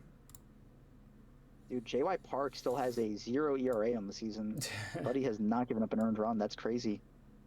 Like 14 games in, or 12 games in. Boise with a 13-3 spanking of the Outer Banks Aviators with 4 hit performance from Rodrigo Wallach and 6 RBIs from Gauthier on 3 hits, 3 runs themselves. I gotta think they had multiple homers. They did. 1 coming in the 4th with 2 on, and the other one in the 8th with 1 on. On the other side, though, a 14-hit day for Outer Banks, only resulting in 3 runs, which is insane. Difference might have been the walks, though, because Boise got 10 of those, and Outer Banks only got 4. 3 hits on the day for De La Fuerte, who got a walk as well, or an RBI as well, and a walk. Smith improving to 2-0 for Boise, and Kingman recording the loss, falling to 1-1. Roman Gauthier, obviously the player of the game with the 2 homers and 6 RBIs. Pretty clutch. Also, dang, 55 pitch performance in only 2 innings there for one of Outer Banks' relievers. Whew. That is Yikes. it's rough. Well, do you want to take this one too back to back, and I'll take the next 2 since it's your big game? Or Oh yeah. Okay. Oh wow, my guy has a quote there. It never gets old, said Sahor, winning, that is. Yeah, we don't win a lot, buddy. Shut up. Okay. That's only our 4th win of the season, pal. Quiet down. Buffalo with the 8-4 win over Vancouver, improving to 4-8. Getting a player of the game performance from Tun Sahor, who went 1 for 2 with a walk and 2 RBIs, one of which came on a solo homer in the 2nd inning. They also got a decent performance from Knopf at shortstop with 2 RBIs themselves on 2 hits. On Vancouver's side, they got a 2-hit performance with 1 RBI from Parishikesh, who we've said the name of a couple times this stream, doing a very good job out of that catcher spot for Vancouver. It's not really leading to a ton of wins for the team, but still, nonetheless, deserves a note. On the pitching side, Zikafus once again going for triple digits on the pitch column for Vancouver, but ends up in a loss for them. Pollock the 5th with the win, improving 2-0 for Buffalo. Mondragon with the save, and once again, Paji Tun Sahor. All right, next up, the Voyagers defeat the Sloths 4-3. Sloths try to put up a comeback in the top of the ninth after being down 4-0, putting up 3 runs in the top of the ninth. 2 RBIs from Scoden and 2 hits from player to be named later for San Antonio. For New York, 2 hits, 2 RBIs for Brian Payne, and 3 hits for Henry Magic. Long Pipe gets the win with 8 shutout innings, striking out 8 Sloths. Esquire Limited takes the loss on the start for San Antonio, while Nilium only gives up 1 hit over 3 innings pitched. Leonidas Long Pipe, your player of the game for this one against their former team. Didn't San Antonio just mount a 9th inning, 4-run comeback on New York the previous day, and then always tried to do it again on them? I think so. That would have been a brutal run for New York if they would have let that happen twice. Speaking of extra inning game. Actually, hold on. How did the Vandals? Okay, Vandals actually didn't do so poorly in terms of the whole starting pitcher pitching in relief the previous game. Speaking of marathon games, 6-5 victory for the Space Rangers in 15. 3 runs scored in the 15th inning, 1 for the Sea Serpents, and then 2 for the Space Rangers. Sacrifice fly by Durian Cragg was the game winner. 3 RBIs for Cragg, 3 hits for Firefly Boy, and for Seattle we have a 5-hit day for Pass with an RBI, and then 3 hit, 1 RBI days for both Judge and Locke. Treadwell blows the save, Moncrief takes the loss, and Aoife Carter will get the win for Lunar Base. Pass will be your player of the game for this one. How many steals did Pass get right there? Sorry? How many steals did Pass end up with? Sorry, I didn't see how many he got. Just 2. 2. Man, I would have thought he got more with 5 hits. Let me down, Pass. Cancun loses on the road to the Detroit Demons after a 9th inning rally by the Demons. RBI single was the game-winning hit for Detroit. They got a home run from Dollarson in this one, and we were looking at Dollarson. Did he get a couple walks here? Not yet. He's just enjoying raking in some hits here. 2 RBIs there for him on that homer. Also 2 RBIs for Nerd. Is that Alpha Nerd at first base? Mm-hmm. I'm so good at guessing these names. Cancun with a decent day at the plate from a lot of guys. Lots of 1-hit performances. But Ejectocito, once again, a guy who's had the name of a ton hitting in the 9-hole with another 2-hit game. He's having quite the simulation here. 2 RBIs for Gnome Child, though, on their home run that they got in the, I want to say, 5th inning? Yep, 5th inning, yep. Swishman, J.C. Swishman, with the loss and blown save, with only 1 out recorded there. They were trying to let Smoltz go the whole way there, but kind of let that 9th inning start getting away from him, so they brought Swishman in and then inevitably lost the game. Tani recording the win for Detroit, with no earned runs given up and only 1 hit allowed in 2 innings of work. Pretty good performance there. Smoltz, despite allowing the game to slip away from him in the 9th there, getting player of the game honors. It was a strong start all around. All right, we're going to try to pick up the pace here a little bit with the box scores. I want to try and get through the stream since I got more severe thunderstorms coming my way later tonight, so hopefully we get through this before the power goes out. 4-1 victory for the Apex over the Scorpions. 3 RBIs for Stewart, the DH, on the side of the Apex. For Death Valley, we have a 2-hit day for Stell. Whitman takes the loss, Pruitt the win, 10 strikeouts over 6 innings, Noble the save, and Pruitt the player of the game. Speaking of rain, a rain delay of 23 minutes in the 3rd inning, not all that noteworthy. Dang, you manifested that. That's crazy. And then didn't we watch this one all right? We did. So that's the majors on to the minors. Dillos beat Anchorage 9-0. Anchorage only managing 1 hit in the entire game. It was provided by Barnum. For the Dillos, they got 3 RBIs on 2 hits from O'Ray. And Tony Dovecchio with a 1st inning leadoff homer. For the Dillos pitching-wise,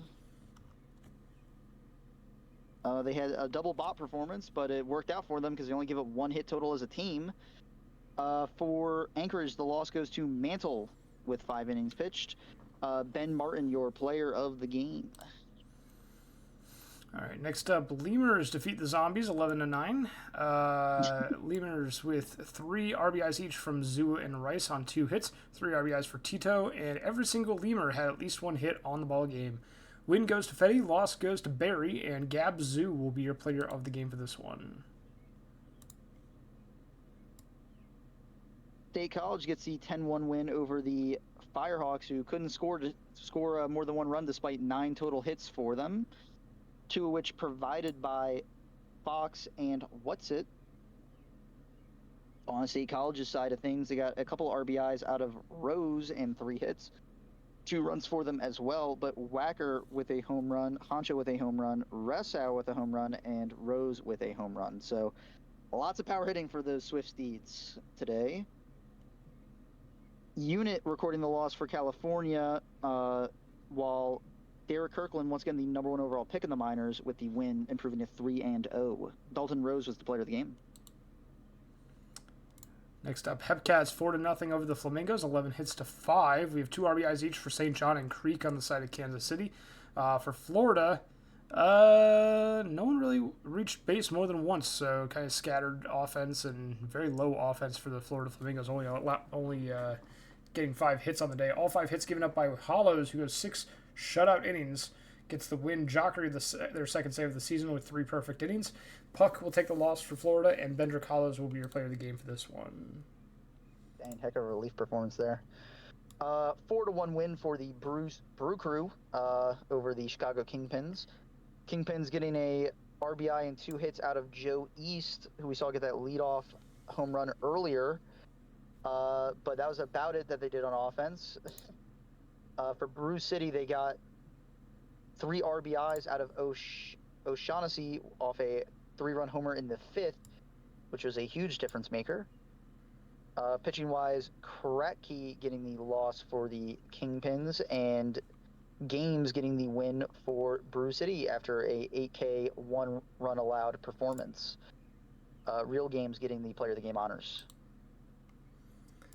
And that finishes off the minor leagues for May 4th, so we'll advance the day, save, and with the 5th, it is a quick sim day. No games for the majors and no games for the minors. It is a travel day, so we continue onwards. And we head into our last streamed game of the day, that being Louisville versus Anchorage. We're going to start things off right off the bat here. Pim Pimling on the mound for Louisville, Pickle Reedman on the mound for the Anchorage Wheelers. We have a prediction of which of these 2 starting pitchers will have a better game score, Reedman or Pimling. So far, both pitchers have had a great start to the season. 3.10 ERA for Pimling, 2-1 on the season, while Reedman 1-1 on the season, but a better ERA of 2.55. Both of these young starting pitchers having a good start to their season and hoping to continue that in this ballgame. Wet Sock, Andrew Brochacho, and Samuel Sheeping due up for the Lemurs against Reedman to start things off. Who's ready to see a blowout? I don't know. It looks like a pretty even matchup on the head-to-head. 5 Lemurs, 3 Wheelers, and 2 ties. So we'll see what happens there. We're going to go ahead and get started right off the bat here. Since our prediction is for later in the ballgame, we can probably keep that up a little bit. Also, shout out to that off day for Vancouver Vandals. They are appreciative of allowing a travel day there. No kidding. Oh, it's your player pitching for Anchorage, that being Pickle Reedman. Got it. Wet Sock pops out to the third baseman, 1 down. That'll be Bates over there at third base, taking care of that one for the Wheelers. And now here's Brochacho. Line drive center field, caught, 2 away. And now Samuel Sheeping. Sheeping struggling a bit at the plate so far this season. They have the worst batting average of the team, but they will get a base hit here into left field. It's a single for Sheeping. First hit of the day for the Lemurs. We'll see how much that average positive influence there. They are no longer last on the team in batting average. They are now third to last with a 208 batting average above both Brochacho and Tito. But Miller strikes out to end the inning. For someone who is not very confident in their own player, your pitcher had a pretty good start to the inning, Webby, or to the game, Webby. Pretty good, solid inning. Lenedy gonna fly out, leaping catch in center field by Rice. Excellent play by the center fielder. 1 down. Oh, sorry, 2 down now after base was the first out of the inning. Now Rex Jordan strikes out, and there's the third out of the inning. Home half of the first goes quickly, 1-2-3 as we head to the top of the second. Johnson, the shortstop. And there's a base hit into the gap in left center field. That's going to be extra bases. Double for Johnson. And they're in scoring position with nobody out for Love, the DH. Doug Love. Off for third goes Johnson. Safe with their 5th stolen base of the season. And now Doug Love has a runner at third base with nobody out. A base hit to left will score them. And the Lemurs take an early lead, 1-0. Doug Love at first with nobody out so far. Tito, Zoo, and potentially Rice coming to the plate. Tito will ground into the fielder's choice. Love out at second. Tito to first. Gabzoo. Grounder to the shortstop. It's through their legs into the outfield. It's a 1-out base hit for Zoo. Now it's versus second for James Rice. Opportunity here. A fielder's choice. We'll put the second out on the scoreboard here. Tito to third. And Rice with the fielder's choice. Slow roller to the pitcher on to first to end the inning. Lemurs get 1. They threaten more. But they lead it by only 1. It's 1-0. Walk drawn by Misty Morning against Pim Pimling. Can somebody explain to me what that face gen is for Pim Pimling? I feel like it's a reference and I'm just not getting it, and I don't see it. It's a character from Smiling Friends, I think. Oh, is it? It's Okay. the little purple guy. That explains why I'm not familiar. One strand of hair. That explains why I'm not familiar. Morning steals second. Cashier the first. Or sorry, I think Morning advanced on the ground out. And then Verity going to be the second out of the inning. Barnum, though, a base hit, bringing home Misty Morning. It's a tie ball game, 1-1. DB Barnum with the RBI single. Wheelers tie it up.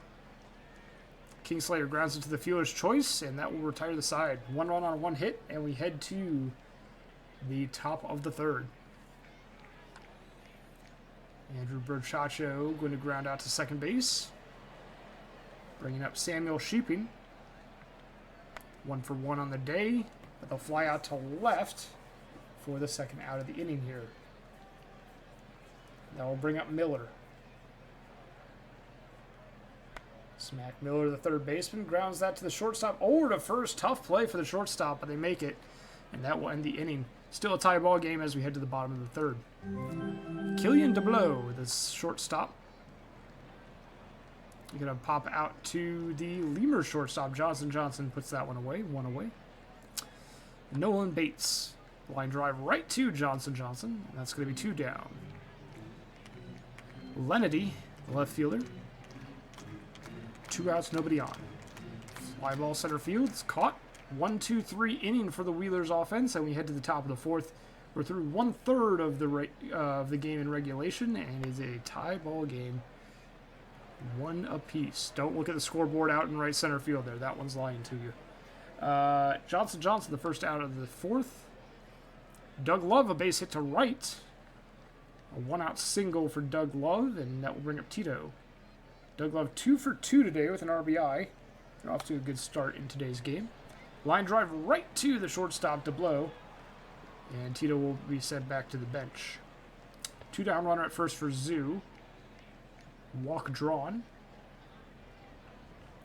James Rice will also draw a walk off of Reedman. Reedman have not allowed a walk in 3.2 innings, and now they've allowed 3 in a row as a run comes home on the walk. Bases loaded, 2 outs. Andrew Berchacho going to fly out to right to end the walk parade. Lemurs get a run off of the walks. They now lead by a run, 2-1. Rex Jordan draws a walk off of Pim Pimling. Zombie alert, by the way. They have the lead. Oh, snap. Don't let the zombies get the lead. They're coming. They're slow, but they can catch up to you. They're deceptively tricky. Braden Verity with first and second and 1 out. Pitch. Walk drawn by Verity. Bases loaded, 1 away for DB Barnum, who has the Wheelers' sole RBI this ball game, but they are not able to add on to that. as they strike out here.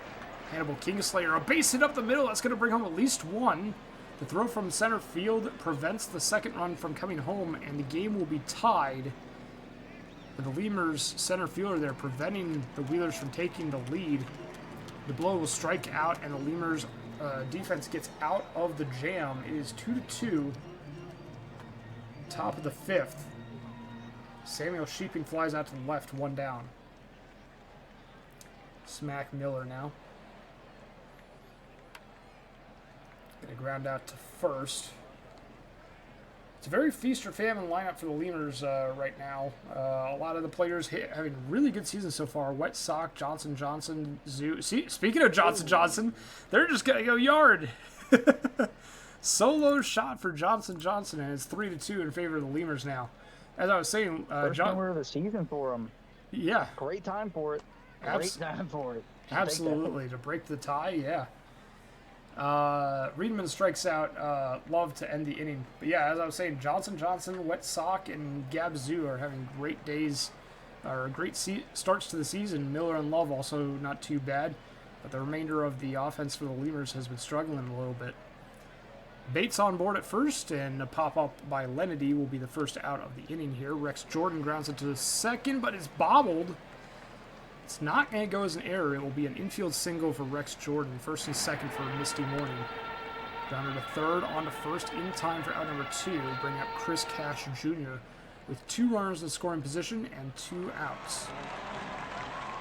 Grounder to third, on to first in time for the play. 3 down. It is a 3-2 ball game. 103 on the pitches. Oh, was it really? Yeah, we had 103 before that at bat. No, we probably won't see that again. Scoring position. Hey, we trust him. He's the ace. Speaking of relief pitchers, George Fantabens enters the ball game. Immediately gets a fly out by Tito, but surrenders a single to Gabzu. 1 out, runner on first for James Rice. That one's past a diving second baseman. It's going to be a base hit for James Rice. Zoo advances to third. Throw to third just a little bit late. And it's going to be first waivers getting it done. First and third for Wet Sock, and it's going to be a sac fly. Zoo scores from third. It's now 4-2 for the Lemurs. So Zoo and Rice being both recent waiver pickups, is that correct? Yeah, right before the season started.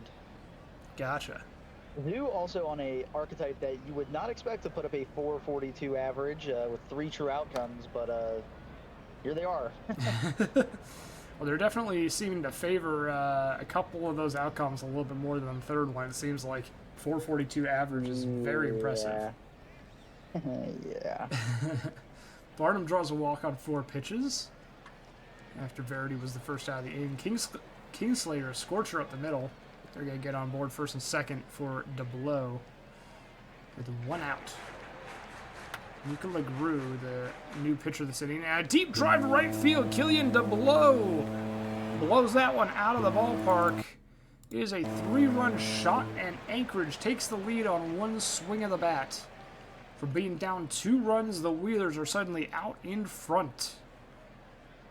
Yeah, I'm going out there and pulling that guy. Put Hank Hill in there. I don't know why we brought Nick LaGrue out. Jeez Louise, what a bum. Hank Hill Oh my God. is on the mound now and gets both Bates and Lenedy to finish off the inning. Maybe 1 batter too late. Hank Hill coming in to clean up the rest of the inning. Top of the 7th we go. Sheeping grounds out, 1 down. Fantabens still on the mound after their first inning of work. Miller flies out to center field, 2 away. And now we'll head to the shortstop, Johnson in the Lemurs lineup. Number 5 hitter. Flying out to left, and the Lemurs go 1, 2, 3. It's time for this. That baseman for him.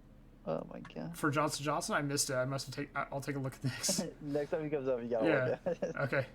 I just think it's hilarious. Rex Jordan flies out to start off the bottom half of the 7th against Hank Hill. Misty Morning pops out in foul territory, 2 down. Now here's Chris Cash Jr. That one gets away from the catcher, and on to second goes Rex Jordan. Runner in scoring position with 1 out. Grounder to short. They look back the runner, and they throw on to first for the second out of the inning. And that's going to bring up Verity. Brings Verity a ground ball to the shortstop over to first in time. Johnson making a nice play. Yeah, we head to the top of the 8th now. No change in score. Anchorage still up 5-4. Doug Love grounds out. First out of the 8th inning here with Tito and Zoo due up. PhantomMann still pitching. Up to 30 at least now. 38, geez. Yeah. That might be their last batter, though. That fatigue level is getting a little bit worrisome. As Gabzu 40 pitches in relief. Yeah. As Gabzu strikes out. Hank Hill back to the mound for the Lemurs. DB Barnum flies out to center field. And now it's Kingslayer. Line drive. It's going to drop in front of the left fielder. Base hit. Wheelers have a base runner for Killian DeBlow. 1 out. Runner on first. But cut on and missed. They chase the cutter. And now Nolan Bates draws a walk. First and second for Lenedy. Hank Hill will be pulled for B.J. Ronaldo, who gets Lenedy to ground out to first to end the inning. 5-4 Wheelers as we head to the top of the 9th. Last chance for the Lemurs to make a comeback here. Fly out to left will retire James Rice. Lemurs down to their last 2 outs. They need at least 1 run in this inning. Otherwise, the game is over. Wet sock. Base hit. That'll be a single. Brochacho with an opportunity here. Last thing you want to do is hit a ground ball right to an infielder here. Stolen base by Wet Sock puts them into scoring position. Tying run is at second. Brochacho. New pitcher Greg Buse. Brochacho grounds out to second base, and that's going to be the second out of the inning. A little more acceptable than it would have been before the stolen base. Wet Sox was like, I'm not letting myself get doubled up here. I'm stealing. Yep. But Sheeping strikes out, and that's going to end the ball game. Wheelers win it 5-4 over the Lemurs. That's the final close game. Anchorage with that big 3-run home run in the 6th by Killian DeBlow was the killing blow. 3 RBIs for DeBlow, 3 hits for Kingslayer. Louisville gets 2 hits, 1 RBI from both Johnson and Love. Loss goes to Guru, win goes to PhantomMann's Boost, the save, and Pim Pimling will be your player of the game. Arguably could have been given to DeBlow as well, but they decided to give it to the pitcher instead. We'll save the game here. Gotta love when your starter gets player of the game honors, and then the guy who came in to relieve him recorded a grand total of 1 out before giving up 3 hits and 3 runs. Nice job, Nicola Guru. Nice job. Thanks, bro. All right.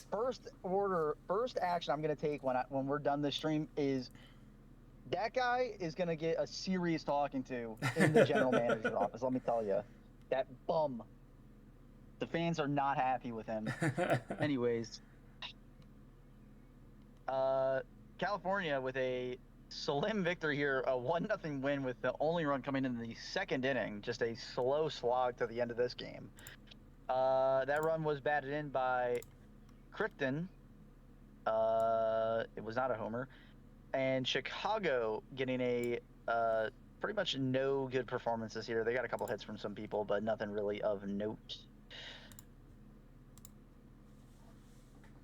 Sears gets the W, his first of the campaign, along with the player of the game honors. The save goes to Arbandier, and the loss goes to Burgess, who pitched a complete game despite being on the losing end. You don't see that very often. A great 9-inning pitched performance, where he gave up only 1 run on 7 hits and 1 walk. Also, we have to go look at we should look at the game scores for the pitchers for the prediction from the last one. Oh yeah, I'll go take a look. I think that's what the prediction was. I don't remember. Yeah. So the game score. You'd assume it's Pimling since he got player of the game, but Yep. You never know. Yeah, Pimling has a better game score, so Lemurs Pimling wins that one. Hepcats 4-2 over the Bears. 2 hits, 2 RBI for Crew, 2 hits, 1 RBI for Reddick on the side of Kansas City. For Bruce City, 3 for 5 day with an RBI for Newts, and 2 hits each for minor leaguer and Coleman. Zensky gets the loss. Buster takes the win. 2-0 on the season for them. Poe gets the save, and Matt Buster will be your player of the game. 2 earned runs over 6.1 innings pitched. The Ranas my apologies. The Zombies getting the victory over the Swift Steeds. Still clawing and fighting to get a winning record here. They're 6-7. State College with a decent game from Rasu, who got 3 hits and 2 RBIs off the bat of Kill Figure, who got themselves a home run in the 6th inning, a solo shot though. They got a decent start from, pretty mid start from Dubois. Zhang came in relief and did not do terribly, but it was not enough to get the win, as a bot Mitt gets the win and blown save for the Ranas, which is good for him, man. Tony Soprano with the player of the game honors. All right. And last up for the minor leagues, we have the Dillos defeating the Flamingos 6-4, the final. 2 RBIs each for DeGoat and Warner from the Dillos. For Florida, 2 RBIs from Homer Simpson and 3 hits from Spencer. Kennedy Sanan takes the loss. The win goes to Crafton Crunch Jr. Quality start for them. They're the player of the game with 3 earned runs over 6 innings pitched. Batalima will get the save. And that will finish off the minors for May 6th. So we'll head on over to the majors and start things off with the Aviators Surge. 8-0 loss for the Surge there. Aviators just really taking to them pretty much every inning of that game. I think they scored 6 of the 9. With peak performances from Eschenbauer, mainly with 3 RBIs on 2 hits, scoring twice themselves. None of those home runs though. They didn't get any of those RBIs on themselves, so it's a pretty good performance there. Buffalo with a 2-hit day from Tun Sahur. But otherwise, not a lot happening. They only had 3 hits total. The other one was Streamson there, unfortunately for them. For Outer Banks, is that Doc Holliday with their first win of the season on a great start. Only 2 hits and 2 walks with 8 Ks and 8.1 pitched. But then they brought in Chudigal Sun to finish her out. Gave up 1 hit. And recorded 2 outs on only 7 pitches. So that's pretty impressive. Buffalo, Duds gets the loss after 6 innings of work. Player of the game was Doc Holliday after the great start. 85 game score out of a pitcher is way too shabby. Providence Crabs 14-4 over the New York Voiders, 16 hits to 10. We have 3 hits from Brian Payne for New York. For Providence, 4 RBIs each for Beryl Summers and Pants. Summers with 3 hits, Baltz also with 3 hits. Win goes to Crabule, loss goes to Evil Dictator, unable to get out of the 3rd inning. Rough start for them. Beryl Summers will be your player of the game, tying the Providence regular season game record for runs with 5 of them.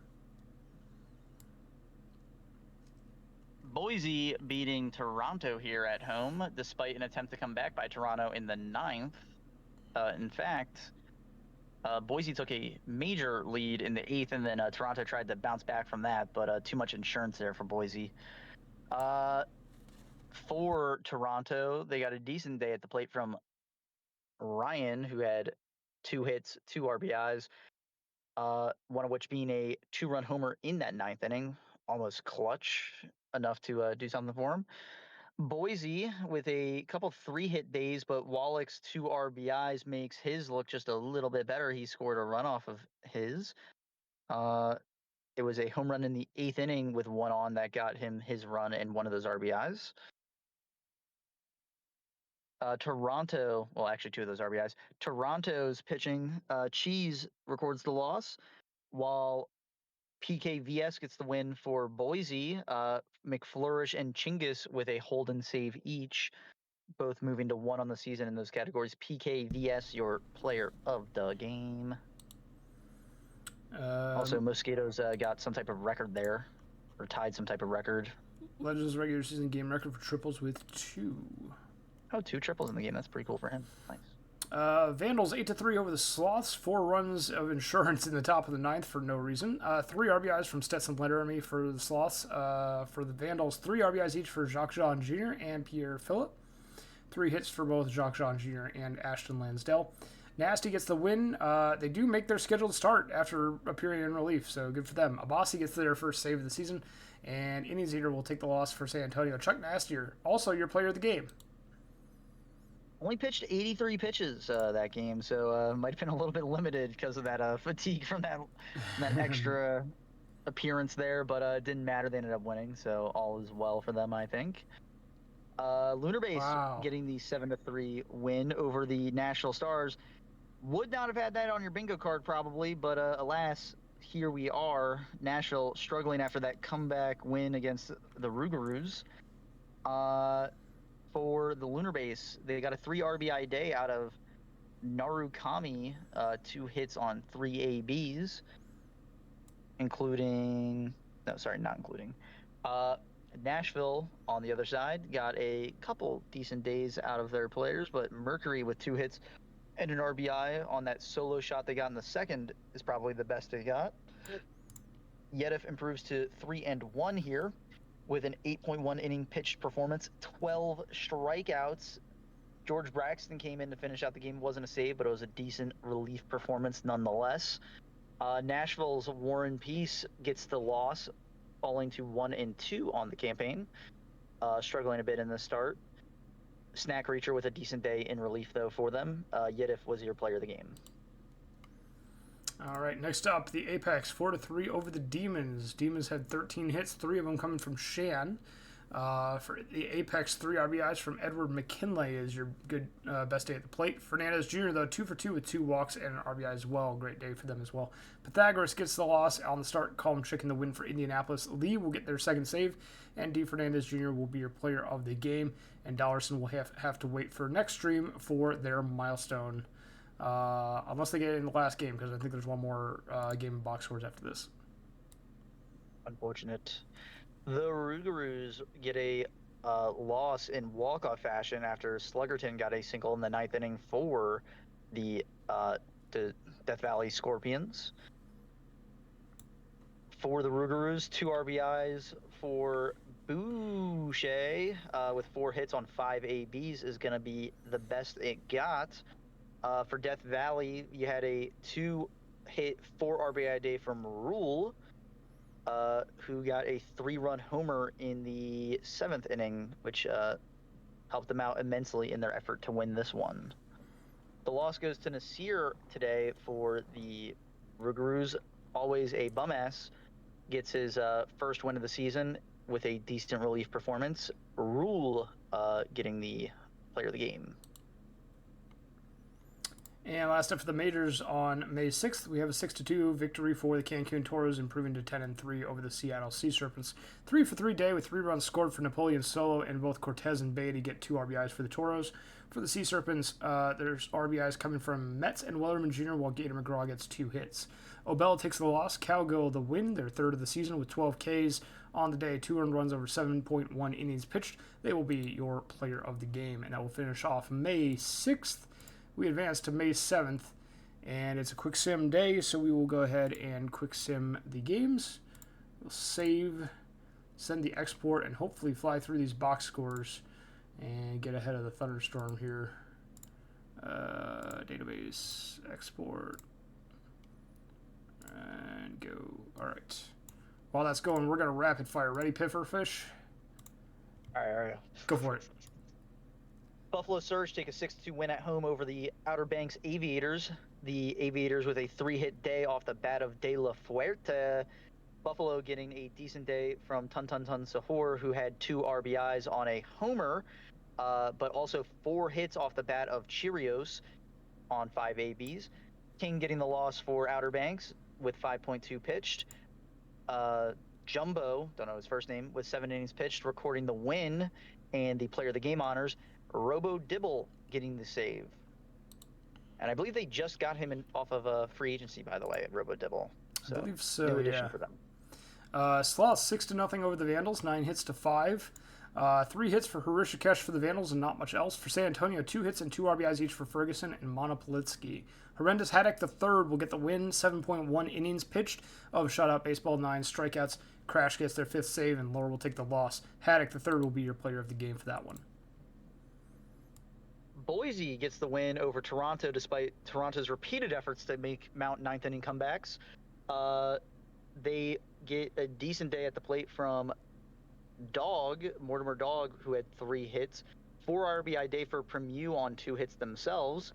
Meanwhile, Boise's Gauthier got 3 hits, 1 RBI, and a 2-hit, 4 RBI day for Dawson to match what's his face over there? Who was it? They have a good one.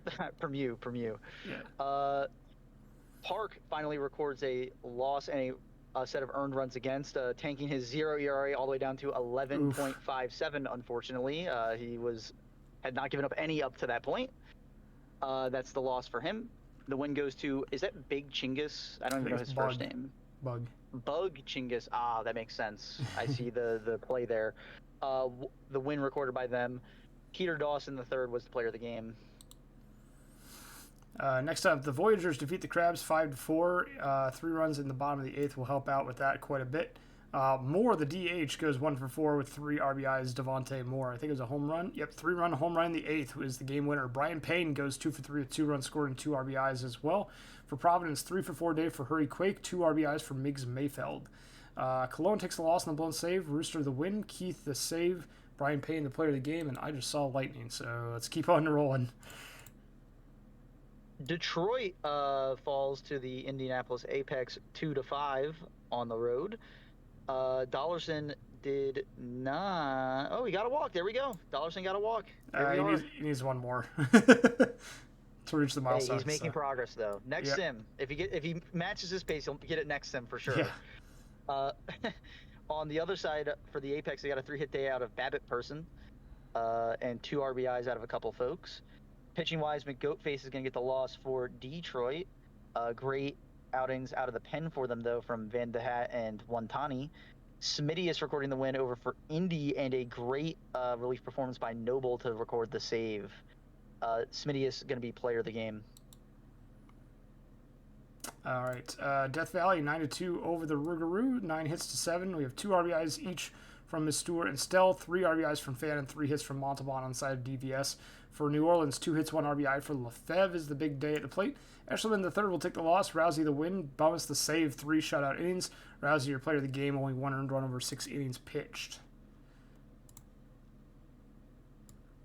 Cancun continues their winning ways against the Seattle Sea Serpents, who saw a decent performance from Locke today, who got a home run, a 2-run homer for 2 RBIs. There are only 2 RBIs. For Cancun, you had a 4-hit performance with 1 RBI from Cortez, along with a 2-hit, 4 RBI performance from Stone, who got 2 home runs on the game, and player of the game honors from them. Pitching-wise, McQueen records the loss with 4 2/3 pitched. Moncrief pitched 3 1/3 in relief, a long day for them. Martini gets the win for Cancun with 7 1/3 pitched, and a great outing there. And last but not least for the majors, we have a 6-4 victory for the Space Rangers over the Nashville Stars. Stars losing 2 to the Space Rangers. 2 of their 3 losses coming in these last 2 games of the sim. 2 hits, 2 RBIs for Ford Lincoln Mercury for Nashville. 2 RBIs each for Boy and Cragg on the side of Lunar Base. Muffin gets the win with 2 shutout innings in relief. Express will be your player of the game, 4 earned runs over 7 innings pitched, no decision. And Takahashi takes the loss for Nashville. And heading over to the minor leagues now. Oh, jeez. Brew Crew with the 5-1 win over the Hep Kitties. Hep Kitties scored in the first, and the Brew City Bears scored all the last 4 innings, letting the late offense carry them to victory. Sweeper with 2 RBIs, 2 runs, and 2 hits. That will be at least both off home runs, solo shots on both. No runners on base for him. Kansas City got a 1 RBI from St. John, who got 3 hits on the day. Just no other support from the team. Well, they did get a lot of hits, but no other support when it mattered, really. Digital recording the win for Brew City, improving to 3-0. Bird recording the loss in an 8-inning pitch performance for Kansas City. Sweeper got the player of the game honors with the 2 home runs.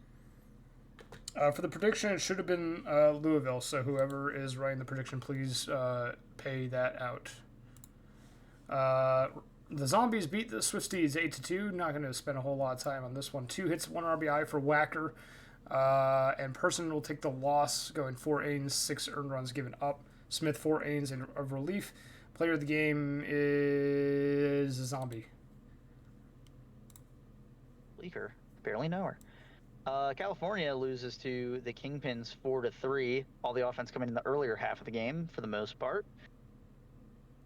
A 2-hit, 2 RBI day for Dumper, great name, is about as good as it gets, coming on a home run in the first inning of this game. Chicago got a 2 RBI, 2-hit day from Ganja Smoke, who I believe still has a hitting streak going, yeah? Still on a hitting streak? No. Oh, it No, ended they after lost that it. one game. Darn. Poor Ganja Smoke. So both our big hitting streaks are done, guys. Maybe there's another one somewhere out there. We'll find out next stream, probably. Dude Man recording the loss. Avery Time with the win. Dixie Wrecked with the hold, and the Worm with the save. Avery Time getting the player of the game honors with a solid start. Lemurs defeat the Wheelers 10-6. I'm going to take these last 2 box scores, paper fish. If you can pay out the prediction, doesn't look like the I can odds. do that. Louisville was the winner. 10-6 victory for the Lemurs. 4 runs in extra innings. Top of the 10th, Zoo with a 3-run home run. They have 4 RBIs on the day. Louisville 3 hits, 1 RBI from Miller, and 5 RBIs and 4 hits from Zoo. 5 earned runs from Gambit ahead over 5 innings pitched. Loss goes to Buse, win goes to Cedillo, and Gabs, your player of the game. And last but not least, the Dillos defeat the Flamingos 2-1. 2 hits, 1 RBI for Sims Jr. on the side of the Dillos, and for Florida, Thunder with a solo shot being the big day at the plate. Rock takes the loss, Edgecombe the win, 9 innings, only 1 earned run. VJ Edgecombe, your player of the game for this one.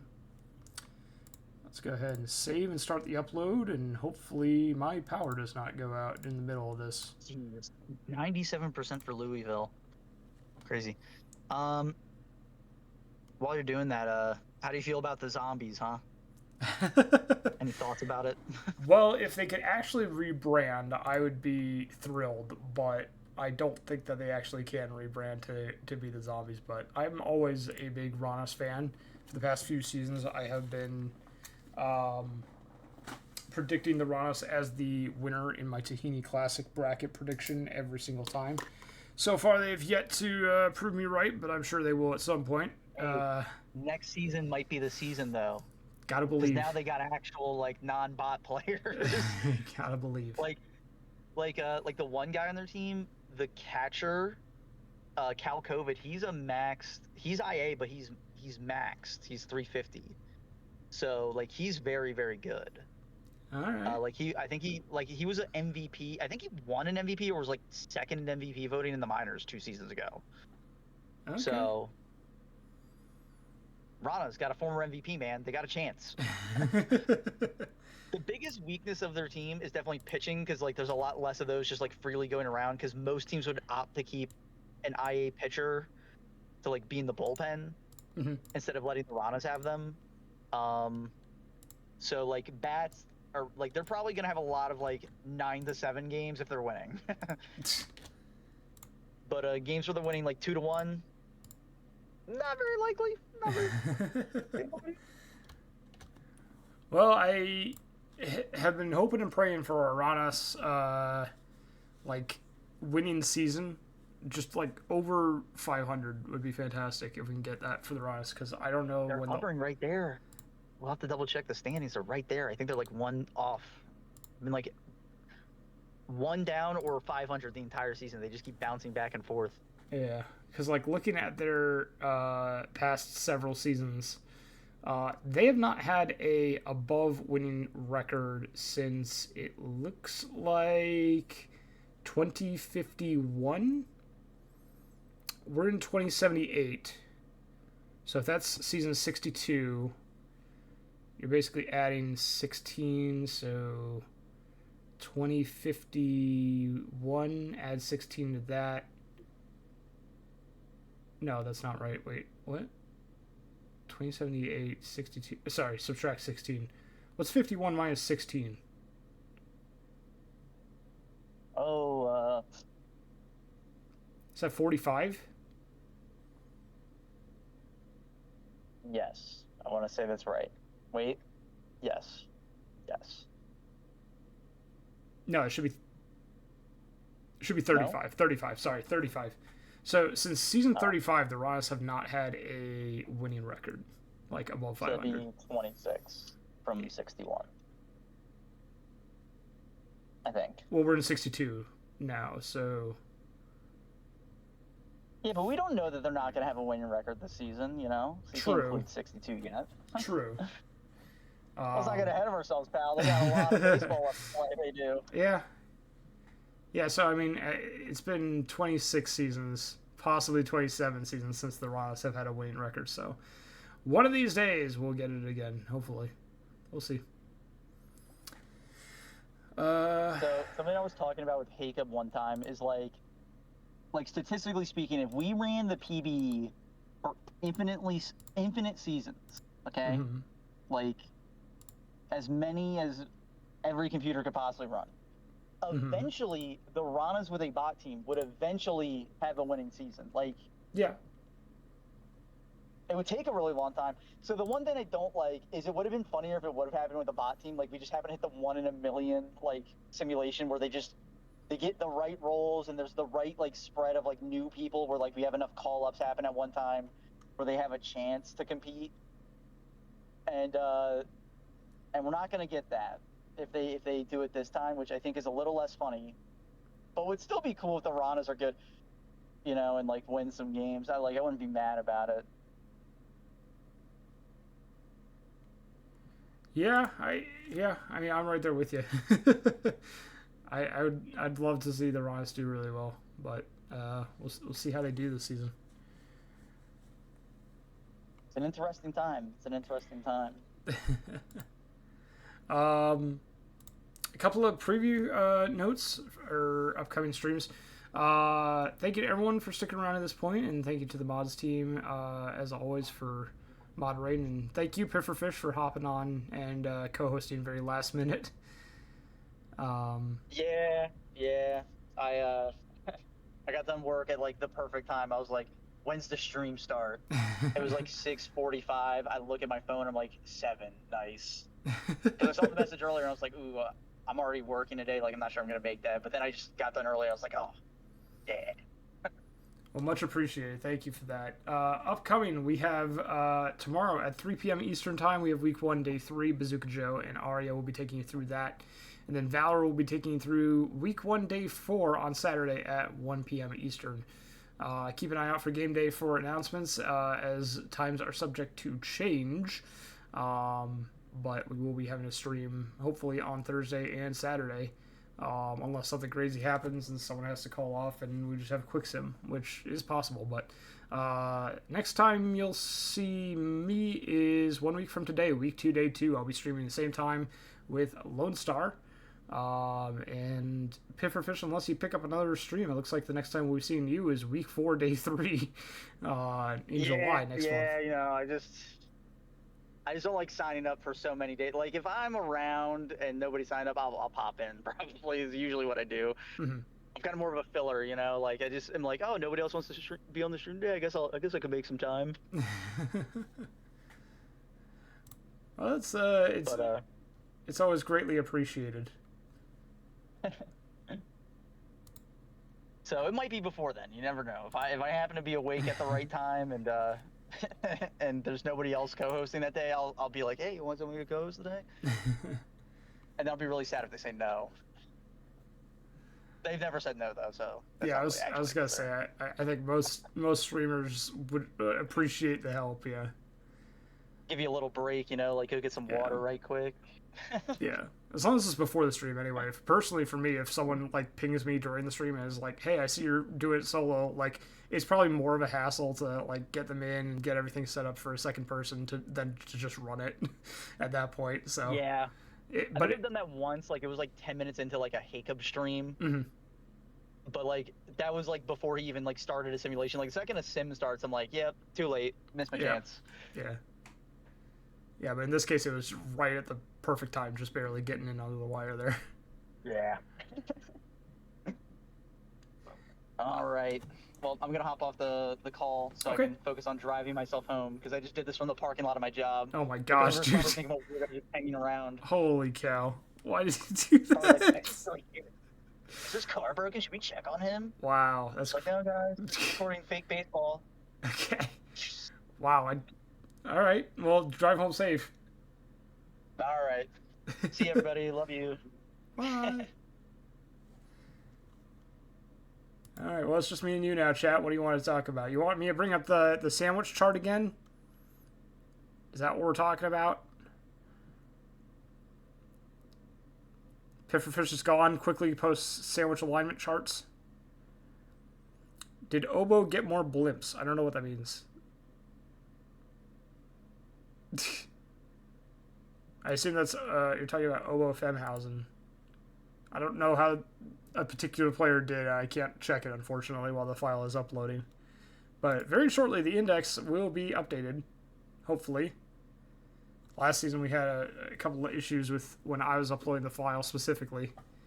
Where it was like, the first time when I initially uploaded it, it didn't upload, and then I had to try again like 2 more times. And then also the file was weird, and when people downloaded it, it wasn't up to date or something. So I'm hoping that was just a glitch with the Season 61 online file, and that the Season 62 online file does not have that same issue. Hey, Dame, are you still in the chat?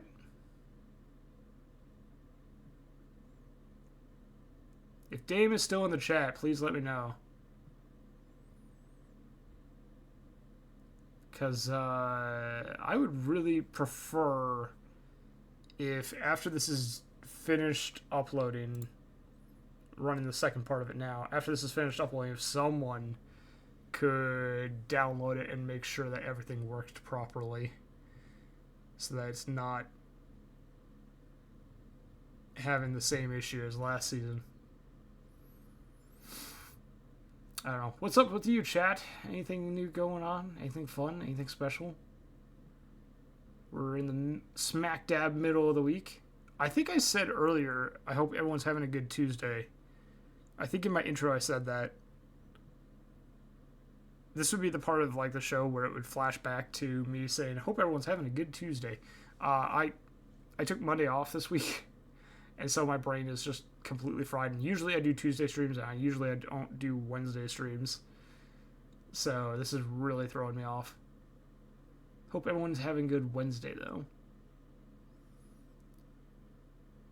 I might be the only person still alive in the stream. No one's chatting.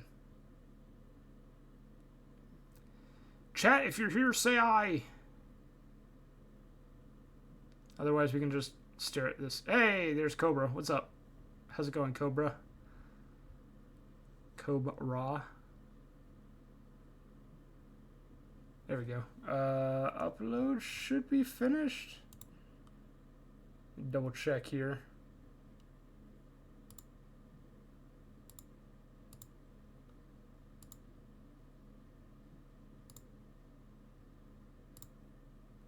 I think we're good.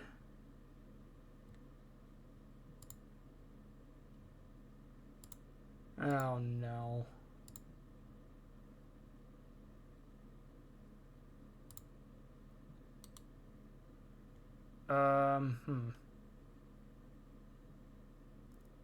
I'm not sure that it worked properly.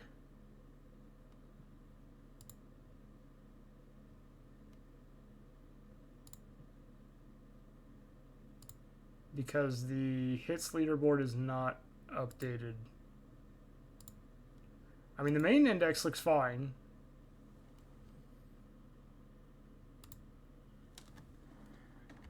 I mean, I think the upload finished. We're going to call it good, and we'll talk with Dame and see if there's any issues going forward. But at least for now, we should be all set. I remember the last time it was like the miners box scores were not accurate. They look accurate. Okay, so maybe I'm just trolling. Okay, I think it's good. Question mark? We'll see.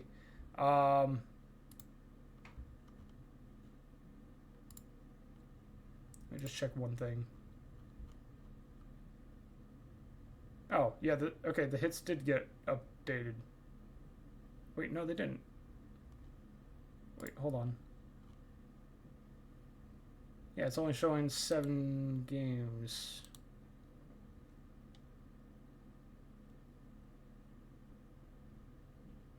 Like when I'm on the home screen, it shows accurate win-losses for each team. But when I click into the Death Valley Scorpions, the standings show only 7 games played.